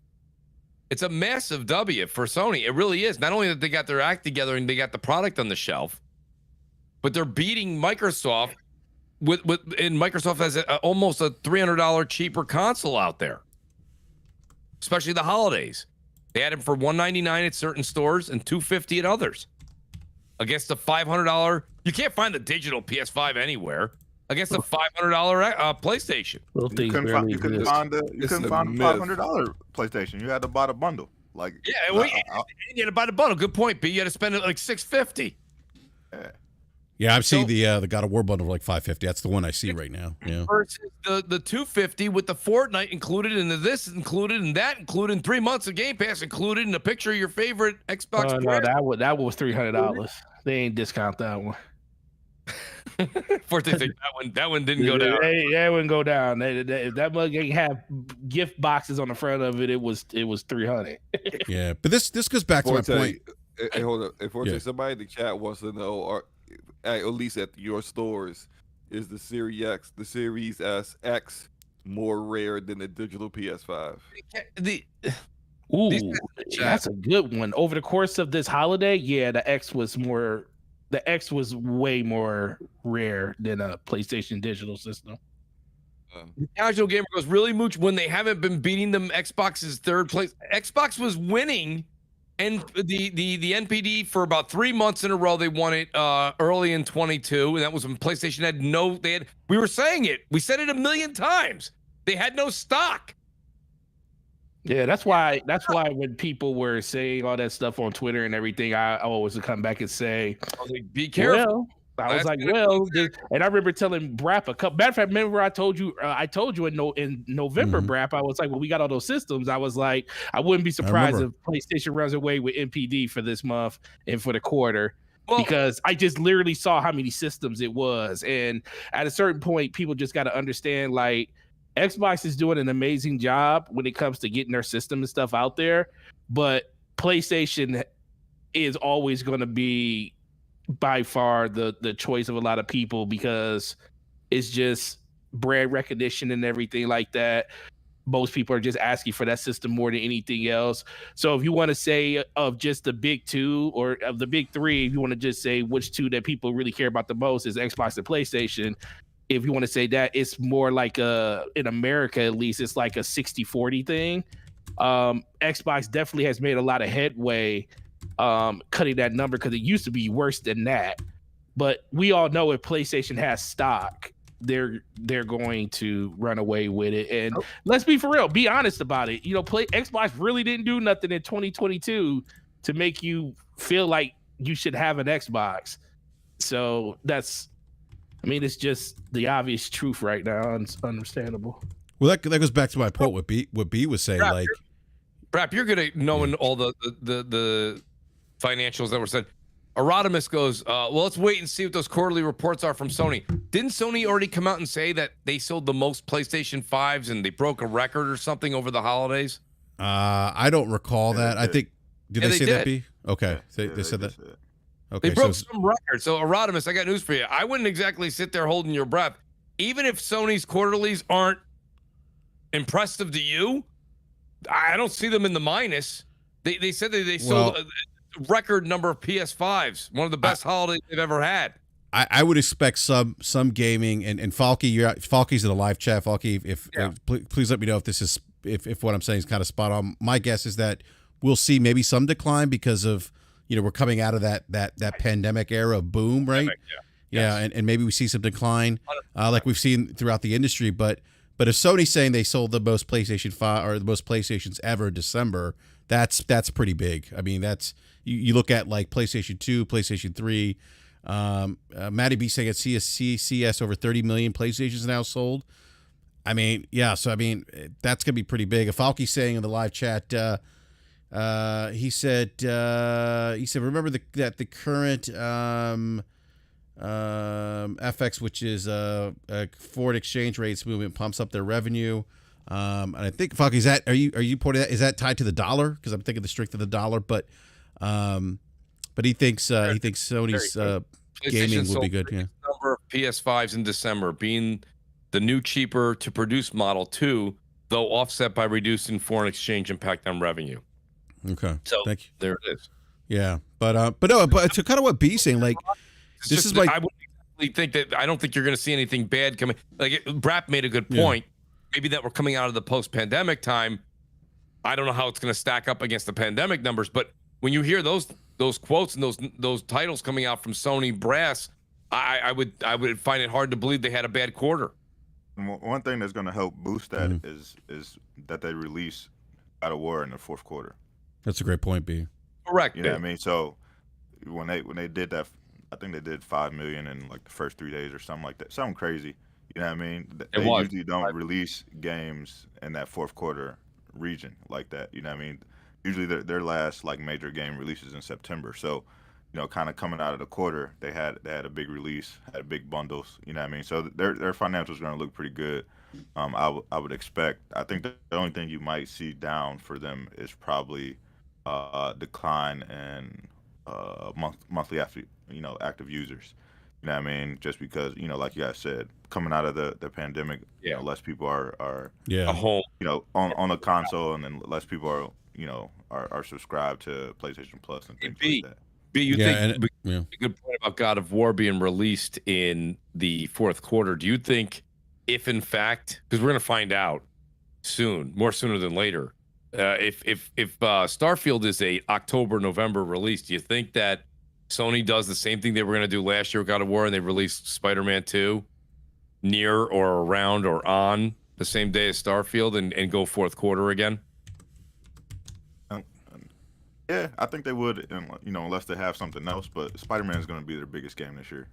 That game is going to do 10 million easily. It's going to do better than before. Yeah, for sure. Because it's just a bigger, character overall. Kids from all ages are going to want the Spider-Man, and if they do some sort of bundle or whatever going into the holiday season, that won't be able to stay on shelves at all. So. Spider-Man is going to be huge for them this year. Yeah, no, I agree, B. Spider-Man's going to be big, but I think this also goes kind of back to your point, B, what you're saying. Like they not forget about first party. They didn't have like a plan B, right? For not having that first party content or any marketing deals that they could attach, a game to the Xbox, the console to. And this goes back to my point earlier. Like they need that must-have killer app. If you go back 20 years, you think about, how Xbox, kind of, kicked the door down in the console space. They had Halo. They need another Halo. They need another Gears. They need something that's going to move the needle, like these drips, go ahead, B. It's not totally all their fault because, if Atomic Heart comes out and it's amazing, and that's something that they could have had last year, then, that kind of adjusted a little bit. If what's the other game? They have a release date for Atomic Heart now. Stalker 2. I saw that today. Yeah, Stalker 2.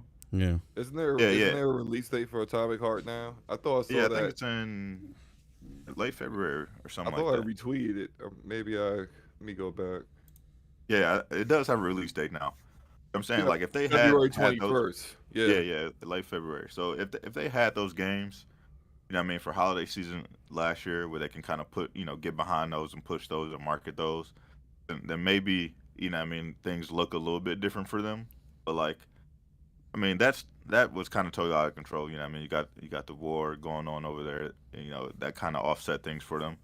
But like I said, they didn't really have a plan B. So like once that wasn't going for them, and then they didn't have anything from first party, and they couldn't get, when you look at the landscape, there wasn't anything else they really could grab. Even if they were to get Gotham Knights was a joke. So it was like, okay, yeah, you could have that, and then that would have just been another game where it's, it didn't review well. It wasn't something that they can highly tout. So High on Life kind of worked out for them as far as like everybody kind of talking about it and things like that, but it wasn't something that they could put on the box. I don't think they anticipated that game being as big as it was. And they didn't have anything to make that subscription worthwhile when you look at the rest of the year. So yeah, that's a great point, B. And but again, I think from an exclusive standpoint, though, they still need that that one title that must have killer app that makes you say, if you don't have an Xbox already, like I need to go out and get an Xbox today. I need to play this game. Yeah, for sure. Yeah, and they haven't had that sometime. And I would even argue that the case for the Game Pass. Look, I need to get Game Pass because I need to play this game. For those that are already in the Xbox ecosystem, holy moly, like this game. Imagine like Elden Ring was a first party exclusive. Oh my God, like I need to get Elden Ring. Everyone's getting. I need that. That they need that zeitgeist. They haven't had that in a long time. So, yeah, I'm sorry. Go ahead, B. Who here is gonna play Starfield? Oh, I am. I'm gonna try. I don't think that's game of the year. It's gonna be a game that I like, but I'm at least give it a try. Yeah, I'll give it a shot. Just coming from just the games, because let's be honest, we can say whatever we want here, and I understand it's Howard's next big game in the snap, but everyone's calling it Skyrim in space. I'm calling it Fallout in space. I didn't play. I never played Skyrim, and I don't like Fallout. So, you know, I think this is legitimately going to be maybe a combination of the two. I think from what we saw last June, it resembled more of a Fallout in space to me. That's me. I'm not saying you felt that way. So if you don't like Fallout, or you didn't like Fallout 4, it's the same. The characters move the same. The NPCs look similar. It looks like that in space, and I'm not bashing it. I'm not gonna bash it. If you like Fallout 4, and that's one of your favorite games, I think this is gonna be one of your favorite games. If you're like me, and you didn't like that, I wouldn't get too excited about it. I think that's where you're looking at right now, and that's not a negative review. That's just I think if anyone has two eyes and has been gaming for a while, I think I kind of see what you're saying. Look, how do you guys think they handle having Starfield and Outer Worlds? That's an outstanding question. Under the same umbrella. Legitimately bought. It's like they ordered something off the menu, went to the bathroom, hit their head, forgot they ordered it, and ordered the same plate again. Like, it's legitimate. I would say Outer Worlds is. I think Outer Worlds is going to be the better game. Me too. But it's more narrative driven though. Outer Worlds is, right? For and that's not to say that Starfield won't. We don't know anything about Starfield yet. But it's got a lot more BioWare in it than you would see from like kind of like out Bethesda kind of game. It's very much driven by your crew, your party that's with you. And a lot of side quests that actually dive into their side stories and adds additional context to the characters and additional content to the actual game. I've always said this about Obsidian, that they are a better Western RPG developer than Bethesda is, and I think Outer Worlds kind of just proves it, at least to me. Like Outer Worlds, I'll play Outer Worlds over any of Bethesda's games. And I'm looking forward to Outer Worlds 2 more than anything that Bethesda will be coming out with. Fix a couple of things with Outer Worlds 2. Outer Worlds 1 put me into a coma. I mean, we sit here and we make fun of Horizon Zero Dawn. That's fine, where the character was staring into space. Right? It was infinite. Jeez. Outer Worlds is the exact same thing. I mean, there was 65 Mooch, different. Who's staring into space? In what? In Horizon. Outer World. In Horizon? You say Horizon or Outer World? Both. No. When you do conversations in Horizon Zero Dawn, like the facial animations were they used to stare very Andromeda-ish. Yeah. And that was the same thing I saw in Outer Worlds. Outer Worlds, it was like you're having a conversation with the NPC, and it's like the NPC wanted to talk to anybody in the world but you. Yeah, they didn't have any. Who's the character? Who's the mocap wasn't in the budget. Who's the character? Who's the character in Horizon Zero Dawn? Who's what's his name? The actor. He was in The Wire. Oh, Forte, no, because he's in Destiny. What's his name? That's Lance something. Riddick. Lance Riddick. Yeah. His. Well, I don't know. He looks like he blew like lines of. He did like drugs because his eyes are so like his people like right. His eyes are so big. It's like, and he's just like staring. It's I'm sorry. Go ahead. Yeah, they fixed that for Forbidden West. Too bad they didn't fix the story, but at least they fixed that part. Oh, I thought the story was great. I liked Forbidden West. I could not stand Zero Dawn. I didn't care. I thought Horizon Forbidden West is much improved over Zero Dawn. Forbidden West was a great improvement. Yeah. The mechanics were also better. Yeah. I'll give it that. Better mechanics. Yeah, but it's gonna be interesting. I don't know, and I wonder with the Xbox community, and this is my biggest pet peeve with the Xbox community. It's like they tend to really hype up games before, like just off of vertical slices. It's like, guys, let those games, judge those games where you have something tangible. Like you saw that today, Slubbo. With Starfield, and it's like let the game stand on its own 2 feet. Let the game come out, then make that judgment call. But I don't know if this might be a game that's going to appeal to a lot of the Xbox base, because if it's true to Todd Howard, and I think it's going to be more Skyrim in space than Fallout, but I could see why you would say Fallout, Mooch, because of that third person view and Yeah, but I think it's going to be more Skyrim. And if you play the Elder Scrolls gaming, they're very open world, a lot of exploration, a lot of freedom. That might not appeal to. And I know Skyrim is by far the most popular of the game, but I think when Skyrim released, it did something really different from a design. Skyrim. So you guys tell me where I'm wrong, but Skyrim, I've talked to enough people that are huge fans of it, and they're like, Mooch, but the one thing you need to understand about Skyrim that makes it so big is, the dragons and the lore of that time and the magic and this and that. And now you're going to space, and you're a guy in space. And it's like, I'm not saying that's bad, but it's not, there's not as much, I mean, maybe they will, but that fascination that Skyrim had in that world was huge. They're going to have dragons in space, man. You're gonna be on a random planet. Dragons is going to show up. There. It's just going to show up. I would say for the sake of the game, I hope so. Oh my god, I would not tolerate the slander of Starfield. It's gonna have a spacesuit on. It's gonna be a dragon with a spacesuit. Its wings are gonna have. I'm gonna mute you. That's good. When it breathes fire, it's just gonna fog up his helmet. See, this is why the live chat says that we hate on Xbox, Louis, because of your jokes. Look, everyone knows I don't like Bethesda games. So sue me. I'm making jokes about it. It's fine. You guys are gonna love the game anyway. It's no big deal. Yeah, but I would say if you haven't played like an Elder Scrolls game, you should probably try that before you start hyping up Starfield, because it's it can be an acquired taste. So a lot of exploration, a lot of openness, open world. I think Skyrim was big because at the time the design of that game was really new, hadn't been done before, and just took that kind of game to the next stratosphere. I don't know if this game's going to do that. Maybe it does. I hope it does.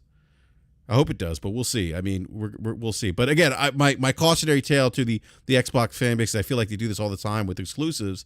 Stop setting the bar so high and overhyping these games. Let these games stand on their own. Judge these games when they release, or until we get something tangible. But saying that Starfield's going to be like, the must-have killer app, and we've only seen what, Slow-Mo, like how much gameplay we've seen of it? We have seen probably a total of a minute and a half of gameplay of one section that was cut up, according to Agent Deli. That part where your character goes into a space station and fights some thieves, space pirates, whatever they were. He said it was a number of cuts being made there. It wasn't like they tried to make it look like seamless gameplay, but it wasn't seamless gameplay. It was a number of cuts that were happening in that gameplay. Which, look, you guys know I love first-person shooters, and the gameplay of Bethesda games has never been like. I'm not going to act like it's like it needs to be awesome simply because like people have loved it before. It like with Elder Scrolls, it always looked like drunk people swinging swords, and that hacky the Fallout motion. Games have first person, but the shooting ain't been great either. Oh, are you talking about the VAT system, man? Come on, man. Come on, the VAT system. Like, don't get me started. No, but like the shooting in Starfield looked very, very rough. Like it looked extremely rough. So hopefully, what I was saying is, Slow-Mo, you might be interested in this. So I think it was Red Dragon tweeted it out, but the person there was somebody this morning or yesterday that called the stealth drop game, and before anybody knew about it. And then that same person said that Redfall and especially Starfield are coming in hot this year. Like they're not ready, but they're gonna release them. I've heard something similar about Starfield. Sounds like Halo Infinite. No, I heard something about Starfield that it's gonna be coming a little hot. That's the rumor out there, and this was the person that called the drop before anybody knew about the stealth drop. So. And then he said that. So we'll see. I don't know how real that is. Hey, can you send me the tweet about that? I'd love to see that. Yeah. That's interesting, It's also unfortunate that, like, yet again, and I know there'll be people like, oh, you guys say they need games, and then we complain about like the games coming in hot. I'm like, there's two separate things. You want games, but you also want them to be polished. It's like if they're not polished, like there's a hierarchy of what I want, and at the top is a game that's ready. Like if you don't have content, I don't want you to rush me content that's not ready, because then it's like the game, I'm not enjoying myself because this got issues. Yeah, you're not gonna play. I sent it to you. So you want to take a read? Appreciate it, Boosh. Yep. Excuse me. Hey, But Brap, I do have to get going. I apologize, guys. I told Brap I had to leave at 10:30. It's 11:30. I gotta get up at like 6 o'clock in the morning.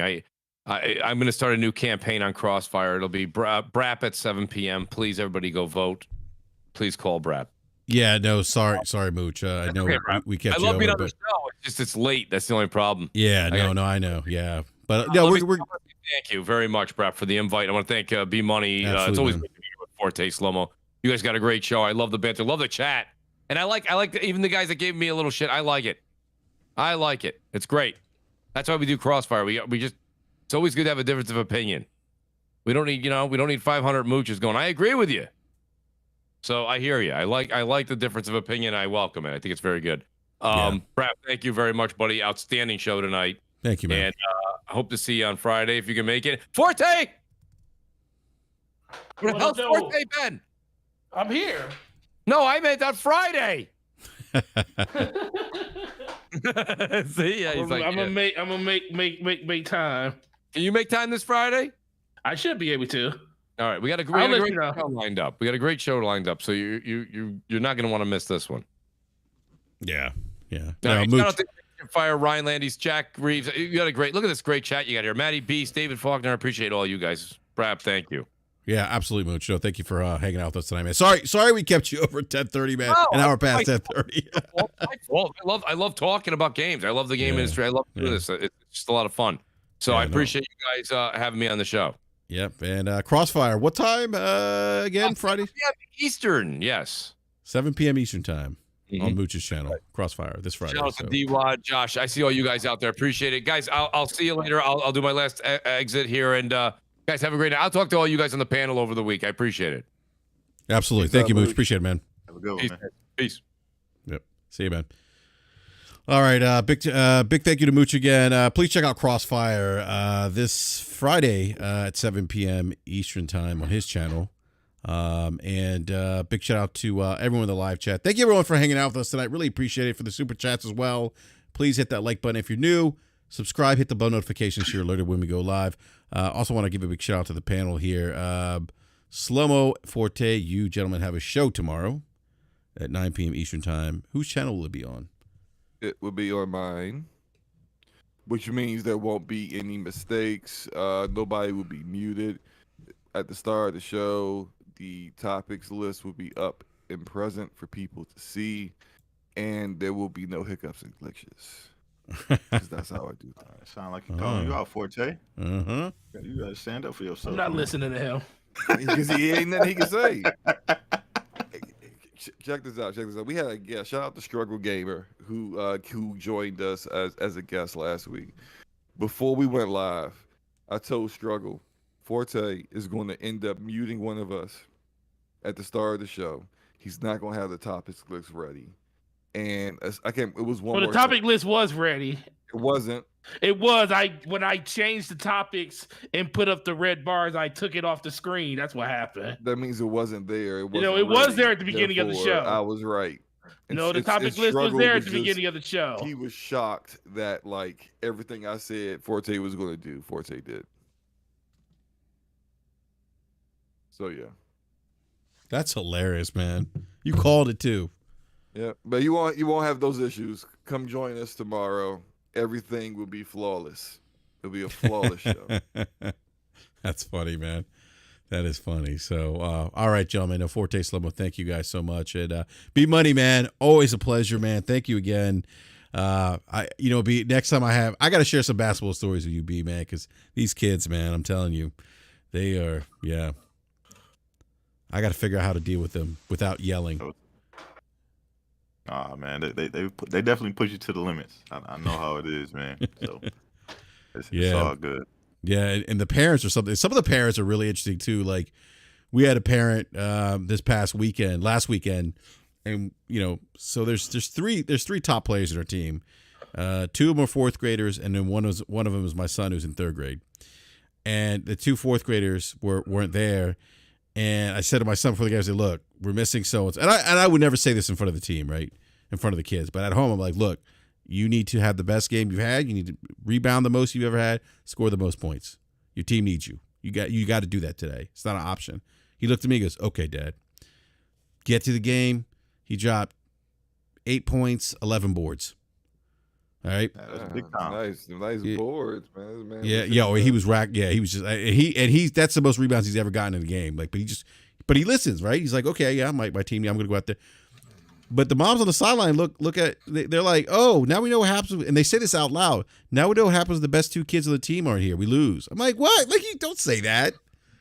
You want to go back to your car and say that? It's fine, but don't say that out loud, because there's other parents who have kids that aren't as good.